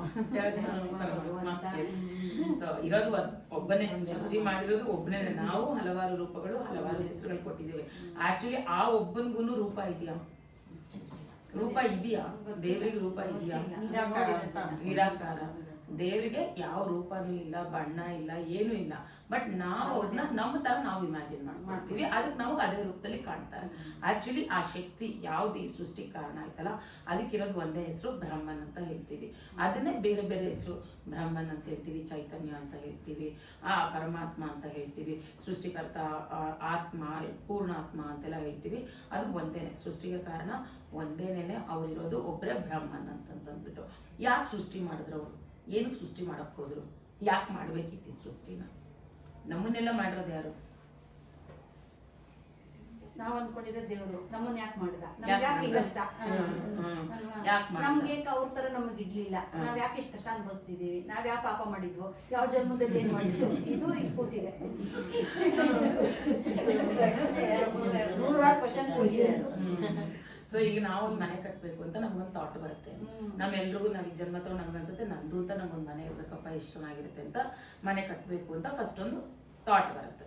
ಥಾಟ್ ಬಂದ್ಮೇಲೆ ನೆಕ್ಸ್ಟ್ ಏನ್ ಮಾಡ್ತೀವಿ, ಆ ಮನೆ ಕಟ್ಟಕ್ಕೆ ಏನ್ ಬೇಕು ಪ್ಲಾನಿಂಗ್ ಮಾಡಿಸ್ಕೊಂತೀವಿ. ಪ್ಲಾನ್ ಮೇಯ್ನ್ ಪ್ಲಾನ್ ಮಾಡ್ಕೊಂತೀವಿ. ಆ ಪ್ಲಾನ್ ಮಾಡಿದ್ರೆ ನಾವೇನಂತ ಕರಿತೀವಿ, ಬ್ಲೂ ಪ್ರಿಂಟ್ ಅಂತ ಕರಿತೀವಿ. ಫಸ್ಟ್ ಒಂದು ಬ್ಲೂ ಪ್ರಿಂಟ್ ಮಾಡ್ಕೊಂತೀವಿ. ಇಲ್ಲಿ ಅಡುಗೆ ಮನೆ ಬೇಕು, ಇಲ್ಲಿ ಹಾಲ್ ಬೇಕು, ಇದೆಲ್ಲ ನಾವೇ ಮಾಡ್ಕೊಂಡಿರ್ತೀವಿ. ಸೊ ನಾವೇ ಅದನ್ನ ಮಾಡ್ಕೊಂಡಿದೀವಿ, ಆ ಪ್ಲಾನ್ ಹಿಂಗೆ ಬೇಕು, ಹಿಂಗೆ ಮನೆ ಬರ್ಬೇಕಂತ. ಸೊ ಆಮೇಲೆ ಆ ಮನೆ ಕಟ್ಟಕ್ಕೆ ಒಂದಷ್ಟು ಜನ ಇಂಜಿನಿಯರ್ಸ್ ಇರ್ಬೋದು, ಅದಕ್ಕೆ ಬೇಕಾಗಿರೋ ಲೇಬರ್ಸ್ ಇರ್ಬೋದು, ಅವರೆಲ್ಲ ಸೇರಿ ಮನೆಯನ್ನ ಕಟ್ತಾರೆ. ನಾವ್ ಹೆಂಗ ಫಸ್ಟ್ ಪ್ಲಾನ್ ಹಾಕೊಂಡಿರ್ತೀವೋ ಹಂಗೇನೆ ಅವ್ರು ಮನೆ ಕಟ್ತಾರೆ. ಮನೆ ಕಟ್ಟಿದ್ಮೇಲೆ ನೀವು ಆ ಮನೇಲಿ ಯಾವ ತರ ಎಕ್ಸ್ಪೀರಿಯನ್ಸ್ ಇದೆ, ಚೆನ್ನಾಗಿದ್ಯಾ ಚೆನ್ನಾಗಿಲ್ವಾ, ಪ್ಲಾನ್ ಏನೋ ಮಾಡ್ಬಿಟ್ಟಿರ್ತೀವಿ, ಪ್ರಾಕ್ಟಿಕಲ್ ಆಗಿ ನಾವು ನೋಡಿರಲ್ಲ, ಹಿಂಗಿದ್ರೆ ಚೆನ್ನಾಗಿರುತ್ತೇನೋ ಅಂತ ಮಾಡಿರ್ತೀವಿ. ಬಟ್ ಮನೆ ಕಟ್ಟಿದ್ಮೇಲೆ ಎಷ್ಟು ಜನ ತೃಪ್ತಿಯಿಂದ ಏನೋ ಒಂದು ಡಿಫೆಕ್ಟ್ ಹುಡುಕ್ತಾ ಇರ್ತಾರೆ. ಅಯ್ಯೋ ಇದು ಹಂಗ್ ಮಾಡಿಸ್ಬಾರ್ದಿತ್ತು, ಇದು ಹಿಂಗಿರ್ಬೇಕಿತ್ತು, ಆ ತರ ಒಂದಲ್ಲ ಕಂಪ್ಲೇಂಟ್ ಇದ್ದೇ ಇರುತ್ತೆ, ತೃಪ್ತಿ ಇರಲ್ಲ. ಅಯ್ಯೋ ಈ ವಾರ್ಡ್ರೋಬ್ ಹಿಂಗಿರ್ಬಾರ್ದಿತ್ತು, ಇಲ್ಲಿ ಕಲರ್ ಇರ್ಬಾರ್ದಿತ್ತು, ಏನೋ ಒಂದು ಅಂದಿರ್ತೀವಿ. ಸೊ ಆ ತರ ಸೇಮ್ ನಮ್ ಜನ್ಮ ಹಂಗೇನೆ. ಈಗ ಬ್ರಹ್ಮನ್ ಅಂತ ಒಬ್ರು ಹೇಳಿದ್ರಲ್ಲ, ಅವ್ರೊಂದು ಚೈತನ್ಯ ರೂಪ ಅಷ್ಟೇ. ಅವ್ರಿಗೆ ಒಂದು ಸಲ ಒಂದು ಆಲೋಚನೆ ಬರುತ್ತೆ, ಏನಂತಂದ್ರೆ ಅವ್ರಿಗೆ ಏನೇನೋ ಬೇಕಾದಷ್ಟು ಟ್ಯಾಲೆಂಟ್ ಇದೆ ಅವ್ರಿಗೆ, ಬಟ್ ಅದನ್ನ ಹೇಗೆ ತೋರಿಸ್ಕೋಬೇಕು, ಆ ಟ್ಯಾಲೆಂಟ್ನ ಹೇಗೆ ಎಕ್ಸಿಬಿಟ್ ಮಾಡ್ಬೇಕು ಅದನ್ನಂತ ಒಂದು ಥಾಟ್ ಬಂದು ಅವರು ಸೃಷ್ಟಿ ಅಂತ ಮಾಡ್ತಾರೆ. ಒಂದು ಸೃಷ್ಟಿನ ಮಾಡ್ತಾರೆ, ಇದೆಲ್ಲ ಈ ತರ ಎಲ್ಲ ಇದ್ರೆ ಚೆನ್ನಾಗಿರುತ್ತೆ ಅಂತ ಅವ್ರಿಗೆ ಏನ್ ಅನ್ಸುತ್ತೋ ಅದನ್ನ ಸೃಷ್ಟಿ ಎಲ್ಲ ಮಾಡ್ಬಿಡ್ತಾರೆ, ಎಲ್ಲ ಸೃಷ್ಟಿ ಮಾಡ್ತಾರೆ. ಆ ಸೃಷ್ಟಿ ಮಾಡಿದ್ಮೇಲೆ ಅದು ಸರಿ ಇದೆಯಾ ಇಲ್ವಾ ಯಾರು ಹೇಳೋರು? ಅವ್ರಿಗೇನೋ ಇಷ್ಟ ಬಂದಾಗ ಎಲ್ಲ ಸೃಷ್ಟಿ ಮಾಡ್ಬಿಟ್ರು, ಅದು ಸರಿ ಇದೆಯಾ ಇಲ್ವಾ ಹೇಳೋರು ಯಾರು? ಈಗ ನಮ್ಮನೆಲ್ಲ ನಾವು ಕಟ್ಕೊಂಡಿರ್ತೀವಿ, ನಾವು ಹೋಗಲ್ ವಾಸ ಇರ್ತೀವಿ, ನಾವೇ ನೋಡ್ತೀವಿ ಸರಿ ಇದೆಯಾ ಇಲ್ವಾ. ಈಗ ಬ್ರಹ್ಮ ಮಾಡಿರೋದಲ್ಲಿ ಅವರೇ ಅನುಭವಿಸಕ್ ಆಗಲ್ಲ, ಅಷ್ಟು ಸೃಷ್ಟಿ ಮಾಡ್ಬಿಟ್ಟಿದ್ದಾರೆ. ಅದು ಹೇಗೆ ಫೀಡ್ಬ್ಯಾಕ್ ಹೋಗ್ಬೇಕು ಅವರಿಗೆ, ಚೆನ್ನಾಗಿದ್ಯಾ ಇಲ್ವಾ ಏನು ಅಂತಂದ್ಬಿಟ್ಟು. ಹಾಗಾಗಿ ಅವ್ರನ್ನ ನಾವು ಪೂರ್ಣಾತ್ಮ ಅಂತ ಕರಿತೀವಿ. ಯಾರು ಬ್ರಹ್ಮನ್ ಫಸ್ಟ್ ಸೃಷ್ಟಿ ಮಾಡಿದ್ರು ಅವ್ರು ಪೂರ್ಣಾತ್ಮ. ಸೊ ಅವರು ನಮ್ಮನ್ನೆಲ್ಲ ಜೀವಾತ್ಮಗಳಾಗಿ ಇಲ್ಲಿ ಕಳಿಸಿರೋದು, ಅವ್ರದೇ ಅಂಶ ಜೀವಾತ್ಮ, ಅವರು ಪೂರ್ಣಾತ್ಮ, ನಾವೆಲ್ಲ ಜೀವಾತ್ಮಗಳು. ಸೊ ನಮ್ಮನ್ನೆಲ್ಲ ಇಲ್ಲಿ ಕಳ್ಸಿರ್ತಾರೆ. ಎಲ್ಲ ಎಕ್ಸ್ಪೀರಿಯನ್ಸಸ್ ನೀವು ತಗೊಂಡು ಫೀಡ್ಬ್ಯಾಕ್ ಹೇಳ್ಬೇಕು ಅವರಿಗೆ, ಹೇಗಿತ್ತು, ಏನಾಯ್ತು, ಹೇಗಿತ್ತು ಅನ್ನೋದು. ಈ ಭೂಮಿ ಅನ್ನೋದು ಒಂದು ಮಾಯೆ. ಆಕ್ಚುಲಿ ಇಲ್ಲಿ ಭೂಮಿ ಅವ್ರ ಸಂಕಲ್ಪ ಇಲ್ಲಿ ಸೃಷ್ಟಿ ಮಾಡಿದ್ದಾರೆ, ಬಟ್ ನಾವು ಮೇಲಿಂದ ಬರುವಾಗ ನಾವು ಇರೋದೇ ಬೇರೆ ತರ. ಆಕ್ಚುಲಿ ನಾವೆಲ್ಲ ದೈವಿ ಅಂಶಗಳಲ್ವ, ದೈವರ ಒಂದು ಆ ದೈವದ ಅಂಶ ಇರುವಾಗ ನಮ್ಮಲ್ಲಿ ನಾವೆಲ್ಲ ದೈವಿ ಅಂಶಗಳಂದ್ರೆ ನಮಗೆ ಈ ಭಯ ದುಃಖ ಇವೇನು ಗೊತ್ತಿಲ್ಲ ನಮಗೆ. ಅಲ್ಲಿ ಒಂದೇ ಸ್ವರೂಪ ಏನು, ಆತ್ಮದ ಒಂದೇ ಸ್ವರೂಪ ಏನು, ಆನಂದ. ಯಾವಾಗ್ಲೂ ಆನಂದವಾಗಿರೋದಷ್ಟೇ ಆತ್ಮದ ಸ್ವರೂಪ. ಬಟ್ ನಾವೇನ್ ಮಾಡ್ತೀವಿ, ಇಲ್ಲಿ ಭೂಮಿಗೆ ಬರ್ತಿದ್ದಂಗೆನೆ ಈ ಮಾಯೆಯಲ್ಲಿ ಸಿಲ್ಕೊಂಡ್ಬಿಡ್ತೀವಿ, ನಮಗೆ ಗೊತ್ತಿರಲ್ಲ. ಮಾಯೆಯಲ್ಲಿ ಸಿಲ್ಕೊಂಡು ಮತ್ತೆ ಅದೆಲ್ಲ ಆಡ್ಸೋದು ಯಾರು, ಆ ಆಟಗಳನ್ನ ಆಡ್ಸೋದು ಯಾರು? ಅದೇ ಬ್ರಹ್ಮನ್ ಯಾರು ಕ್ರಿಯೇಟ್ ಮಾಡಿರ್ತಾನೋ ಅವರೇ ಮೇಲಿಂದ ಆ ಸೂತ್ರಧಾರ ಅಂತ ನಾವು ಹೇಳ್ತೀವಲ್ವಾ, ಎಲ್ಲ ಅವ್ರ ಸೃಷ್ಟಿ ಆಟ ಆಡಿಸ್ತಾ ಇರ್ತಾರೆ. ಇಲ್ಲಿ ನಾವು ಆ ಅನುಭವಗಳನ್ನ ತಗೊಂಡು ಹೇಗೆ ಆಚೆ ಬರ್ತೀವಿ ಅದರಿಂದ ಅನ್ನೋದು ನಮ್ಮ ಎಕ್ಸ್ಪೀರಿಯನ್ಸ್. ನಾವಿಲ್ಲಿ ಆ ಅನುಭವಗಳನ್ನ ಪಡೆಯಕ್ ಬಂದಿರ್ತೀವಿ. ಅಲ್ಲಿದ್ದಾಗ ನಮ್ಗೆ ಏನು ಗೊತ್ತಿಲ್ಲ, ಸುಖ ಒಂದೇ ಗೊತ್ತಲ್ಲಿ, ಏನು ಕಷ್ಟ ಅಂದ್ರೆ ಗೊತ್ತಿಲ್ಲ, ನೋವಂದ್ರೆ ಗೊತ್ತಿಲ್ಲ, ದುಃಖ ಅಂದ್ರೆ ಗೊತ್ತಿಲ್ಲ. ಬಟ್ ಇಲ್ಲಿ ಬಂದಾಗ ನಮಗೆ ಒಂದೊಂದೊಂದೊಂದು ಆ ಮಾಯಾ ಪ್ರಪಂಚದಲ್ಲಿ ಆ ಮಾಯೆಯಿಂದ ನಮಗೆಲ್ಲ ಒಂದೊಂದು ಅನುಭವ ಆಗ್ತಾ ಬರುತ್ತೆ. ಸೊ ಇಲ್ಲಿಂದ ಹೋದ್ಮೇಲೆ ಅಲ್ಲಿ ಕೇಳ್ತಾರೆ, ಏನ್ ಮಾಡ್ಕೊಂಡು ಬಂದೆ, ಹೇಗಿತ್ತು, ಏನ್ ಕಲ್ತ್ಕೊಂಡ್ ಬಂದೆ. ಅದು ನಾನು ಹೋಗಿ ಇಷ್ಟು ಆಸ್ತಿ ಮಾಡಿದೆ, ಇಷ್ಟು ಜನ ಮದುವೆ ಆದೆ, ಇಷ್ಟು ಗೋಲ್ಡ್ ಮಾಡಿದೆ, ಇಷ್ಟು ಸಿಲ್ವರ್ ಮಾಡಿದೆ ಅಂದ್ರೆ ನೀನು ಹೋಗಿರೋದು ಅದೆಲ್ಲ ಪರ್ಪಸ್. ನಿನ್ನ ಬಗ್ಗೆ ನೀನು ತಿಳ್ಕೋಬೇಕು ಫಸ್ಟು. ನಾನು ಇಲ್ಲಿಂದ ಬಂದೆ, ಯಾಕೆ ಬಂದೆ. ಕಷ್ಟಗಳು ಬಂದ ತಕ್ಷಣ ನಾವೇನು ಮಾಡ್ತೀವಿ, ಕುಗ್ಗೋಗ್ಬಿಡ್ತೀವಿ, ಅಳ್ತೀವಿ, ಇನ್ನೇನೋ ಮಾಡ್ತಾ ಇರ್ತೀವಿ. ಬಟ್ ಯಾರು ಒಂದು ಬ್ರಹ್ಮಜ್ಞಾನ ಅಂತ ಹೇಳ್ತೀವಿ, ಅದೇ ಬ್ರಹ್ಮಜ್ಞಾನ. ಈಗ ಬ್ರಹ್ಮ ಸೃಷ್ಟಿ ಮಾಡಿದ್ರು, ಆ ಜ್ಞಾನ ಎಷ್ಟು ಜನಕ್ಕೆ ಗೊತ್ತು, ಇಲ್ಲಿ ಬಂದ ತಕ್ಷಣ ಮರ್ತೋದ್ವಿ ನಾವೆಲ್ಲ. ಸೊ ಇಲ್ಲಿ ಬಂದ ಮೇಲೆ ಮರೀದೆ ಈ ಅನುಭವಕ್ಕೋಸ್ಕರನೇ ನಾವು ಬಂದಿದ್ದೀವಿ ಅಂದಾಗ ಏನೇ ಕಷ್ಟ ಬಂದರೂ ಖುಷಿಯಾಗಿ ಫಸ್ಟು ಅನುಭವಿಸ್ಬೇಕು, ಫಸ್ಟ್ ಆಕ್ಸೆಪ್ಟ್ ಮಾಡಬೇಕು. ಎಸ್ ಒಂದು ಕಷ್ಟ ಬರ್ತಾ ಇದೆ, ಬರಲಿ ಬಿಡು, ನಾನು ಅದಕ್ಕೋಸ್ಕರನೇ ಬಂದಿರೋದು, ಆ ಎಕ್ಸ್ಪೀರಿಯನ್ಸ್ ತೊಗೊಳಕ್ಕೆ ನಾನು ಬಂದಿದ್ದೀನಿ, ಯಾಕೆ ಬೇಜಾರು ಮಾಡ್ಕೋಬೇಕು, ನಗ್ತಾನೆ ಅನುಭವಿಸಿ. ನೀವು ನಕ್ಕರೂ ಅನುಭವಿಸ್ಲೇಬೇಕು, ಹತ್ರೂ ಅನುಭವಿಸ್ಲೇಬೇಕು. ಅದ್ರ ಬದಲು ನಗುತ್ತಾ ನಾವು ಅನುಭವಿಸಿದಾಗ ಬೇಗ ಆಚೆ ಬರ್ತೀವಿ. ಅದರಿಂದ ನಾವು ತಿಳ್ಕೊಳ್ಳೋದೇನು ಅಂದರೆ ಈ ಜನ್ಮ ಯಾಕೆ ಅಂತಂದ್ರೆ ನಾನು ಇದನ್ನ ಕಲಿಯಕ್ಕೆ ಬಂದಿದ್ದೀನಿ, ಈ ಪಾಠ ಕಲಿಯಕ್ಕೆ ಬಂದಿದ್ದೀನಿ, ನನಗೆ ಬಂದಿದೆ. ನಾವು ಅಷ್ಟೇ ಅವ್ರ ಕಳಿಸ್ತಾರಲ್ವಾ, ಇಲ್ಲಿ ಭೂಲೋಕಕ್ಕೆ ಬರೋ ಮುಂಚೆ ನಾವೇ ಪ್ಲಾನ್ ಮಾಡ್ಕೊಂಡಿರ್ತೀವಿ. ಇಂಥ ಮನೆಗೆ ಹೋಗ್ಬೇಕು, ಇಂಥದ್ದು ಕಲಿಬೇಕು ನಾನು, ಇಂಥದ್ದು ಎಕ್ಸ್ಪೀರಿಯನ್ಸ್ ಆಗ್ಬೇಕು ನಾನು. ಇಲ್ಲಿ ಹೆಂಗ್ ಮನೆ ಪ್ಲಾನ್ ಮಾಡ್ಕೊಂತೀವಿ, ಅಲ್ಲಿ ಹಂಗೇನೆ ಇಂಥವ್ರೆ ನಂಗೆ ಅಪ್ಪ ಅಮ್ಮ ಆಗ್ಬೇಕು, ಇಂಥವನೇ ಗಂಡ ಆಗ್ಬೇಕು, ಇದೆಲ್ಲ ನಾವು ಕೇಳ್ಕೊಂಡು ಬಂದಿರೋದೆ. ಬಟ್ ನಾವಿಲ್ಲಿ ಬಂದ್ಮೇಲೆ ಏನಂತೀವಿ, ನನ್ನ ಕರ್ಮ ಇಂಥ ಮನೆ ಸಿಕ್ಕಿದೆ, ನನ್ನ ಕರ್ಮ ಇಂಥ ಅಪ್ಪ ಅಮ್ಮ ಸಿಕ್ಕಿದ್ದಾರೆ. ಇಲ್ಲಿ ಯಾವ ಕರ್ಮ ಫಸ್ಟ್ ಇರಲ್ಲ. ಫಸ್ಟ್ ಹುಟ್ಟಿದಾಗ ನೀವು ಫಸ್ಟ್ ಜನ್ಮ ತಗೊಂಡಾಗ ಇದು ಯಾವ ಕರ್ಮಗಳೇ ಇಲ್ಲ. ಅಲ್ಲಿ ಬಂದ ಮೇಲೆ ನಾವು ಒಂದೊಂದು ಕರ್ಮ ಆಡ್ ಆನ್ ಮಾಡ್ಕೊಂತಿರ್ತೀವಿ ಇಲ್ಲಿ. ಆಮೇಲೆ ಒಂದೊಂದು ಆ ಕರ್ಮಗಳಿಗೆ ತಕ್ಕಂಗೆ ಫಲ ಮತ್ತೆ ಅನುಭವಗಳು. ಯಾಕೆ ಮತ್ ಜನ್ಮ, ಒಂದ್ ಜನ್ಮ ಸಾಕಲ್ವಾ ಅಂದ್ರೆ ಆ ಜನ್ಮದಲ್ಲಿ ನಾವು ಬಂದಿದ್ದ ಉದ್ದೇಶನೇ ಬೇರೆ, ಮಾಡ್ಕೊಂಡು ಹೋಗಿದ್ದೇ ಬೇರೆ. ಸೊ ಮತ್ತೆ ಅದನ್ನ ಕಂಪ್ಲೀಟ್ ಮಾಡಕ್ ಮತ್ತೆ ಬರ್ಬೇಕು. ಸೊ ಹಾಗಾಗಿ ಜನ್ಮಗಳ ಮೇಲೆ ಜನ್ಮಗಳು ಬರ್ತಾನೆ ಇರುತ್ತೆ. ಸೊ ಫಸ್ಟ್ ಜನ್ಮ ಒಂದು ಇದ್ರ ಪ್ರಕಾರ ಹೇಳೋದಾದ್ರೆ, ಫಸ್ಟ್ ಒಂದು ಆತ್ಮ, ಒಂದೇ ಒಂದು ಆತ್ಮ ಇರುತ್ತೆ. ಈಗ ನಿಮ್ಮಲ್ಲಿ ಒಂದು ಆತ್ಮ ಇದೆ, ಬಟ್ ನಿಮ್ ಜನ್ಮಗಳು ಹಲವಾರು ಜನ್ಮ ಆಗಿದೆ. ಇವತ್ತಿಲ್ಲಿ ಧ್ಯಾನಕ್ಕೆ ಬಂದಿದ್ದೀರಾ ನೀವು ಅಂದ್ರೆ ನಿಮಗೆ ಮಿನಿಮಮ್ 400 ಜನ್ಮ ಆಗೋಗಿರುತ್ತೆ. ಆ 400 ಜನ್ಮದಲ್ಲಿ ನೀವು ಇದೇ ಬಾಡಿಲಿ ಇದ್ದೀರಾ? ಇಲ್ಲ. ಈ ಜನ್ಮದಲ್ಲಿ ನೀವು ಈ ಬಾಡಿಲಿ, ಈ ರೂಪದಲ್ಲಿ, ಈ ಅಪ್ಪ ಅಮ್ಮಂಗೆ ಈ ತರ ಹುಟ್ಟಿದ್ದೀರಾ. ಅದಕ್ಕೂ ಮುಂಚೆ ನೀವು ಎಲ್ಲೋ ಹುಟ್ಟಿರ್ತೀರಾ, ಯಾವ ಪ್ರಾಣಿನೂ ಆಗಿರ್ಬೋದು, ಯಾವ ಗಿಡನೂ ಆಗಿರ್ಬೋದು, ಈವನ್ ಮೆಟಲ್ ಸಹ, ಒಂದು ಬಂಡೆ, ಕಲ್ಲು ಬಂಡೆ, ಬೆಟ್ಟ, ಪರ್ವತ, ಅದೂ ಸಹ ನಮ್ಮ ಜನ್ಮಗಳೇ. ಅಲ್ಲಿಂದ ನಾವು ಇಲ್ಲಿಗೆ ಬಂದಿರ್ತೀವಿ. ಸುಮಾರು ಜನ್ಮಗಳು ತಗೊಂಡ ಮೇಲೆ ಈ ಜನ್ಮ. ಈ ಹಿಂದೆ ಈಗ ಪೆಟ್ಟೆಲ್ಲ ಸಾಕಿರ್ತಾರೆ, ನಾಯಿ, ಬೆಕ್ಕು ಎಲ್ಲ ಸಾಕಿರ್ತಾರಲ್ವಾ, ಅವ್ರು ಇಮಿಡಿಯೇಟ್ ನೆಕ್ಸ್ಟ್ ಜನ್ಮ ಖಂಡಿತ ಅವ್ರಿಗೆ ಮನುಷ್ಯರದೇ ಆಗಿರುತ್ತೆ. ಇಲ್ದಿರ ಅವುಗಳನ್ನ ನಾವು ಅಷ್ಟು ಪ್ರೀತಿಯಿಂದ ನೋಡ್ಕೊಂಡು, ಅವು ನೋಡಿ ಮನುಷ್ಯರನ್ನ ಬಿಟ್ಟು ಹೋಗಲ್ಲ. ಅವು ನಾವು ಹೇಳಿದೆಲ್ಲ ಕೇಳ್ತಾ ಇರುತ್ತೆ. ಎಷ್ಟೊಂದು ಅರ್ಧ ನಮಗೆ ಬಂದ್ಬಿಟ್ಟಿರುತ್ತೆ ಅದಕ್ಕೆಲ್ಲ ಸಂಸ್ಕಾರಗಳು. ಸೊ ನೆಕ್ಸ್ಟ್ ಈ ಡೊಮೆಸ್ಟಿಕ್ ಅನಿಮಲ್ಸ್ ಏನೇನಿದೆಯೋ ನಾವು ಸಾಕ್ತಾ ಇರ್ತೀವಲ್ಲ, ಅದ್ರದ್ದೆಲ್ಲ ಮುಕ್ಕಾಲ್ ಭಾಗ ನೆಕ್ಸ್ಟ್ ಜನ್ಮ ಅವ್ರದ್ದು ಮನುಷ್ಯರ ಜನ್ಮನೇ ಆಗಿರುತ್ತೆ. ಅದು ಎಲ್ಲಾನು ಒಂದು ಅನುಭವಗಳೇ ಅಲ್ಲಿಂದ ಒಂದು ತಗೊಂಡ್ ಬಂದ್ರೆ. ಬಟ್ ಆಮೇಲೆ ಮನುಷ್ಯ ಜನ್ಮ ಆದ್ಮೇಲೆ ನಾವು ಮತ್ತೆ ಹಿಂದಿನ ಜನ್ಮಕ್ಕೆ ಹೋಗ್ತೀವ ಅಂತಂದ್ರೆ ಅದು ಡಿಪೆಂಡ್ಸ್. ನಾವ್ ಇಚ್ಛೆ ಪಟ್ರೆ ಹೋಗ್ತೀವಿ, ಇಲ್ಲಿದ್ರೆ ಸಾಮಾನ್ಯ ಕೆಳಗೆ ಹೋಗಲ್ಲ. ಎವಲ್ಯೂಷನ್ ಆಗ್ತಾ ಇರುತ್ತೆ ಹೊರತು ಹಿಂದಕ್ಕೆ ಹೋಗಲ್ಲ. ಬಟ್ ಜನ್ಮ ನೆಕ್ಸ್ಟ್ ಯಾವುದು? ನಾವು ಅದೇ ಮೋಕ್ಷ ಮುಕ್ತಿ ಅಂತ ಸಿಕ್ಕ ಮೇಲೆ ನಮಗೆ ಜನ್ಮ ಇರಲ್ಲ. ಅಲ್ಲಿವರೆಗೂ ಮನುಷ್ಯ ಜನ್ಮ ಏನು ಅಷ್ಟು ಈಸಿಯಾಗಿ ಮುಗಿಯಲ್ಲ. ಮನುಷ್ಯ ಜನ್ಮ ಅಷ್ಟು ಈಸಿಯಾಗಿ ಮುಗಿಯಲ್ಲ. ನಿಮಗೆ ಎಷ್ಟೋ ಜನ್ಮಗಳಾಗ್ಬೇಕದು. ಎಷ್ಟೋ ಮನುಷ್ಯರಾಗಿ ಹುಡ್ತೀವ. ಹೌದು. ಈಗ ನೀವು ಈ ಲೆವೆಲ್ ಅಲ್ಲಿ ಇವತ್ತು ಇಲ್ಲಿಗೆ ಬಂದಿದ್ದೀರಾ ಅಂದ್ರೆ ನಿಮಗೆ 400 ಜನ್ಮ ಆಗಿದೆ ಅಂತ. ಇಲ್ಲ ನೀವು ಎಷ್ಟು ಗೋಗೆರಿರಿ ಯಾರಿಗಾರು ಧ್ಯಾನ ಮಾಡಿ ಅಂತ ಅವ್ರು ತಿರ್ಗೂ ನೋಡಲ್ಲ. ಸ್ಪಿರಿಚುಯಾಲಿಟಿಗೆ ಬನ್ನಿ ಅನ್ನಿ ಬರಲ್ಲ. ಕಷ್ಟಗಳು ಬೇಕಾದ್ರೆ ಅನುಭವಿಸ್ತಾರೆ, ಬಟ್ ಬರಲ್ಲ. ಅಂದ್ರೆ ಅವ್ರಿಗಿನ್ನ ಆ ಟೈಮ್ ಬಂದಿಲ್ಲ. ಇಲ್ಲಿ ಬಂದಾಗ ಆ ಮಾಯಾ ಪ್ರಪಂಚದಲ್ಲಿ ಯಾರ ಮೂಲಕನೂ ನಿಮಗೆ ತಿಳಿಬೇಕು. ಈಗ ಅವ್ರ ಮೂಲಕ ನಿಮಗೆ ತಿಳಿದಿದೆ ಅದೆಲ್ಲ ಅಂದ್ರೆ ನಿಮ್ಮ ಪೂರ್ವ ಜನ್ಮದ ಸುಕೃತ ಅದು ಇವಾಗ ತಿಳ್ಕೊಂಡು ಬಂತು. ಒಂದು ಅಟ್ಲೀಸ್ಟ್ ಇದೇನೋ ತಿಳ್ಕೊಬೇಕು ನಾನು ಅಂತ, ಯಾವಾಗ ನಾನು ಯಾರು ಅಂತ ತಿಳ್ಕೊಬೇಕು ಅನ್ನೋ ಒಂದು ಥಾಟ್ ನಿಮಗೆ ಬಂದಿದೆ ಅಂದ್ರೆ ನಿಮಗೆ 400 ಜನ್ಮ ಆಗೋದಿರೋ ಲೆಕ್ಕನೇ ಅದು. ಸೊ ಆ ತರ ಅದನ್ನ ತಿಳಿದಿರೋದನ್ನ, ಗೊತ್ತಾಗಿರೋದನ್ನ ಬಿಡಬಾರ್ದು. ನಾವ್ ಇನ್ನ ಕಣ್ಮುಚ್ಕೊಂಡಾಗ ನಮಗೆ ಇನ್ನ ಎಷ್ಟೋ ಕ್ವಶನ್ಸ್ ಇರುತ್ತೆ, ಅದೆಲ್ಲ ಆನ್ಸರ್ಸ್ ನಮಗೆ ಸಿಗ್ತಾ ಬರುತ್ತೆ. ಸೊ ರೈಟ್ ಪಾತ್ ಅಲ್ಲಿರೋದು ನಿಮಗೆ ಅರ್ಥ ಆಗ್ತಾ ಬರ್ತವೆ. ನಾನು ಬಂದಿದ್ದು ಒಳ್ಳೇದಾಯ್ತು, ನನಗೆ ಇದು ಬೇಕಾಗಿದ್ದು ಇಷ್ಟು ದಿನ. ಕೆಲವ್ರು ನೋಡಿ ಎಷ್ಟೋ ಸಂಪಾದನೆ ಮಾಡಿರ್ತಾರೆ, ಯಾವುದಕ್ಕೂ ಕೊರತೆ ಇರಲ್ಲ ಅವ್ರಿಗೆ, ಬಟ್ ಜೀವನದಲ್ಲಿ ಸುಖ ಅನ್ನೋದಿರಲ್ಲ, ಸಂತೋಷ ಅನ್ನೋದಿರಲ್ಲ. ಏನಂತ ಅವ್ರಿಗೆ ಗೊತ್ತಾಗ್ತಿರಲ್ಲ. ಒನ್ಸ್ ಅವ್ರಿಗೆ ಬಂದ ಮೇಲೆ ಗೊತ್ತಾಗುತ್ತೆ, ನಾನು ಹುಡುಕ್ತಾ ಇದ್ದಿದ್ದು ಇದನ್ನ, ನಂಗೆ ಇದು ಬೇಕಿತ್ತು ಅನ್ನೋದು ಗೊತ್ತಾಗುತ್ತೆ. ಸೊ ಹಂಗಾಗಿ ನಾವೇನ್ ಮಾಡ್ತೀವಿ, ಹೇಳ್ತಾ ಇರ್ತೀವಿ. ಯಾರನ್ನೂ ಫೋರ್ಸ್ ಮಾಡಲ್ಲ. ನೀನ್ ಬಂದ್ ಮಾಡ್ಲೇಬೇಕು ಕುತ್ಕೊಂತ ಫೋರ್ಸ್ ಮಾಡಂಗಿಲ್ಲ ನಾವು, ಅದು ಮಾಡಂಗಿಲ್ಲ ನಾವು. ಜಸ್ಟ್ ಮಾಡಿ ಒಳ್ಳೇದಾಗುತ್ತೆ ಅಂತ ಹೇಳ್ತೀವಿ ಅಷ್ಟೇನೆ. ಅವ್ರಿಗೆ ನಿಮ್ಗೆ ಆ ಟೈಮ್ ಬಂದಿದ್ರೆ ನೀವು ಬಂದೇ ಬರ್ತೀರ. ನಿಮ್ಗೆ ಅದು ತಿಳ್ಕೊಳ್ಳೋ ಟೈಮ್ ನಿಮ್ಗೆ ಬಂದಿದ್ರೆ ನೀವು ಬಂದಿರ್ತೀರ. ಅವ್ರು ಇನ್ನ ಜನ ಕರ್ದಿರ್ಬೋದೇನೋ ಗೊತ್ತಿಲ್ಲ, ಎಲ್ಲರೂ ಬಂದಿದಾರೋ ಗೊತ್ತಿಲ್ಲ. ಕರ್ದವ್ರು ಬಂದಿದ್ರೆ ನಿಮಗೆ ಆ ಟೈಮ್ ಬಂದಿದೆ. ಬಂದಿಲ್ಲ ಅಂತಂದ್ರೆ ಇನ್ನೂ ಅವ್ರಿಗೆ ಆ ಟೈಮ್ ಬಂದಿಲ್ಲ ಅಷ್ಟೇನೆ. ಇನ್ನ ಒಂದಷ್ಟು ದಿನ ಆದ್ಮೇಲೆ ಅವ್ರು ಹುಡ್ಕೊಂಡು ಬಂದೇ ಬರ್ತಾರೆ. ಪ್ರತಿಯೊಂದು ಜೀವಿನೂ ಅದನ್ನ ಆ ಒಂದು ಆ ಸ್ಟೇಜ್ ಕ್ರಾಸ್ ಮಾಡ್ಲೇಬೇಕು. ಅವ್ರು ಮಾಡೇ ಮಾಡ್ತಾರೆ. ಈಗಲ್ದಿರೂ ಇನ್ನೊಂದು ಜನ್ಮದಲ್ಲಿ ಮಾಡೇ ಮಾಡ್ತಾರೆ. ನೀವು ಮನ್ಸು ಮಾಡಿದ್ರೆ ಇದೇ ಕಡೆ ಜನ್ಮನೂ ಮಾಡ್ಕೋಬಹುದು. ನಾವು ಸಾಧನೆ ಮಾಡ್ಲಿಲ್ಲ ಅಂದ್ರೆ ಆಗಲ್ಲ. ಸಾಧನೆ ಮಾಡಿದ್ರೆ ಇದು ಕಡೆ ಜನ್ಮ ಅನ್ನೋದು ಆಗುತ್ತೆ. ಸೊ ಫಸ್ಟ್ ಏನ್ ತಿಳ್ಕೊಬೇಕು ನಾವು ಅಂತಂದ್ರೆ, ಸ್ಪಿರಿಚುಯಾಲಿಟಿ ಅಂತಂದ್ರೆ ಆಧ್ಯಾತ್ಮಿಕತೆ ಅಂತ ಹೇಳ್ತೀವಿ. ಸೊ ಆಧ್ಯಾತ್ಮಿಕತೆ ಅಂದ್ರೇನು? ಈಗ ಹೇಳಿರೋದು ಅರ್ಥದಲ್ಲಿ ಆಧ್ಯಾತ್ಮಿಕತೆ ಅಂದ್ರೆ ಹೆಸರಲ್ಲೇ ಇದೆ ನೋಡಿ, ಆಧ್ಯಾತ್ಮಿಕತೆ ಅಂದ್ರೆ ದೇವರೆಡೆಗೆ ಹೋಗೋದು ಅಂತಾರ. ಆದಿ ಆತ್ಮ, ಆಧ್ಯಾತ್ಮ ಅಂದ್ರೆ ಆದಿ ಪ್ಲಸ್ ಆತ್ಮ, ಆಧ್ಯಾತ್ಮ ಅಲ್ಲ, ಅಲ್ಲೇ ನೋಡಿ ಆದಿ ಈ ಆತ್ಮ ಬಂದಾಗಿಂದ ಎಲ್ಲಿಂದ ಬಂತು, ಅಲ್ಲಿಂದ ಅದನ್ನ ತಿಳ್ಕೊಳ್ಳೋದು ನಾವು. ಎಲ್ಲಿಂದ ಬಂತು ಈ ಆತ್ಮ? ಆಧ್ಯಾತ್ಮ, ಆದಿಯಿಂದ ಬಂದಿರೋ ಆತ್ಮ, ಅದ್ರ ಬಗ್ಗೆ ತಿಳ್ಕೊಳ್ಳೋದೆ ಆಧ್ಯಾತ್ಮಿಕತೆ. ಇದಕ್ಕೆ ಒಂದು ಶುರು ಅನ್ನೋದಿರಲ್ಲ, ಎಂಡ್ ಅನ್ನೋದಿರಲ್ಲ, ಮಧ್ಯ ಅನ್ನೋದಿರಲ್ಲ. ಅದು ಹಾಗೆ ಇರುತ್ತೆ. ಆಕ್ಚುಲಿ ಆತ್ಮ ಹಾಗೆ ಇರುತ್ತೆ. ಅದಕ್ಕೆ ಡೆತ್ ಅನ್ನೋದಿಲ್ಲ. ಡೆತ್ ಯಾವ್ದಕ್ಕಿರೋದು? ಸಾವು ಯಾವ್ದಕ್ಕಿರೋದು? ದೇಹಕ್ಕೆ ಮಾತ್ರ ಸಾವು. ಈಗ ನಿಮ್ಮಲ್ಲಿರೋ ಆತ್ಮ ಎಷ್ಟೋ ಜನ್ಮಗಳಾಗಿದೆ, ಎಷ್ಟೋ ರೂಪದಲ್ಲಿ ಇದುವರೆಗೂ ಇದೆ.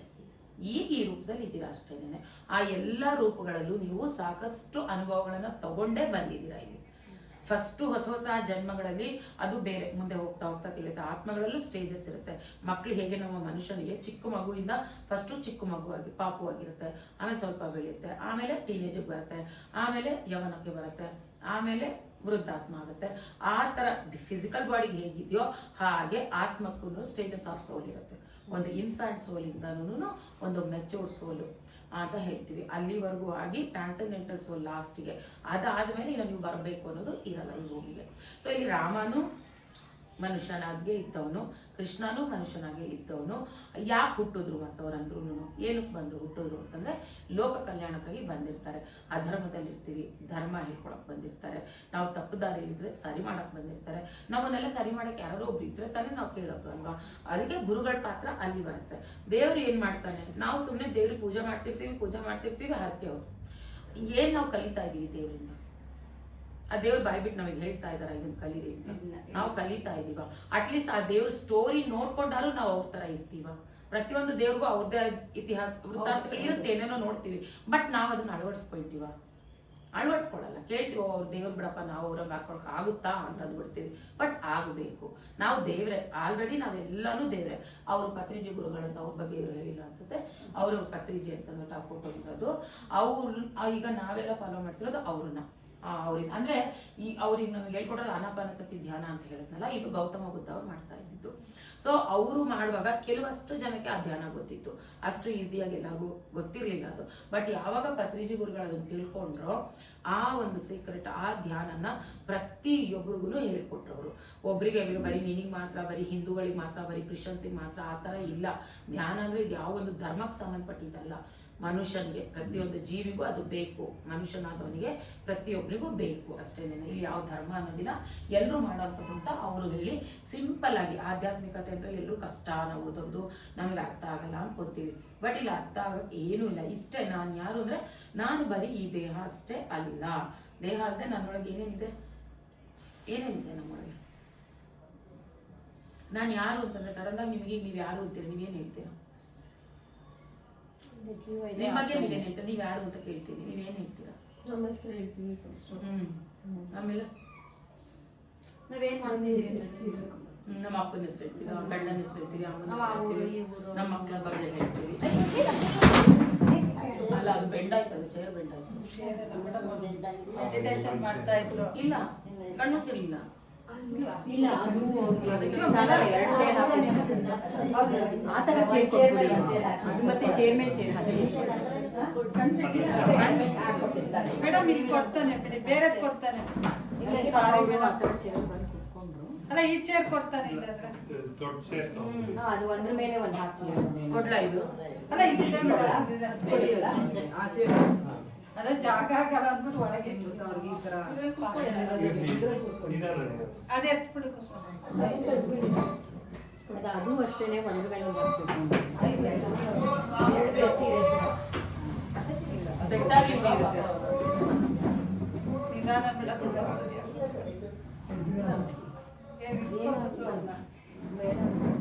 ನಾನು ಮೆಡಿಟೇಷನ್ ಮಾಡ್ತಿದ್ರಲ್ಲ. ಇಲ್ಲ ಕಣ್ಣು ಅಲ್ಲ, ಇವಾಗ ಮಾಡ್ತಿದ್ರು.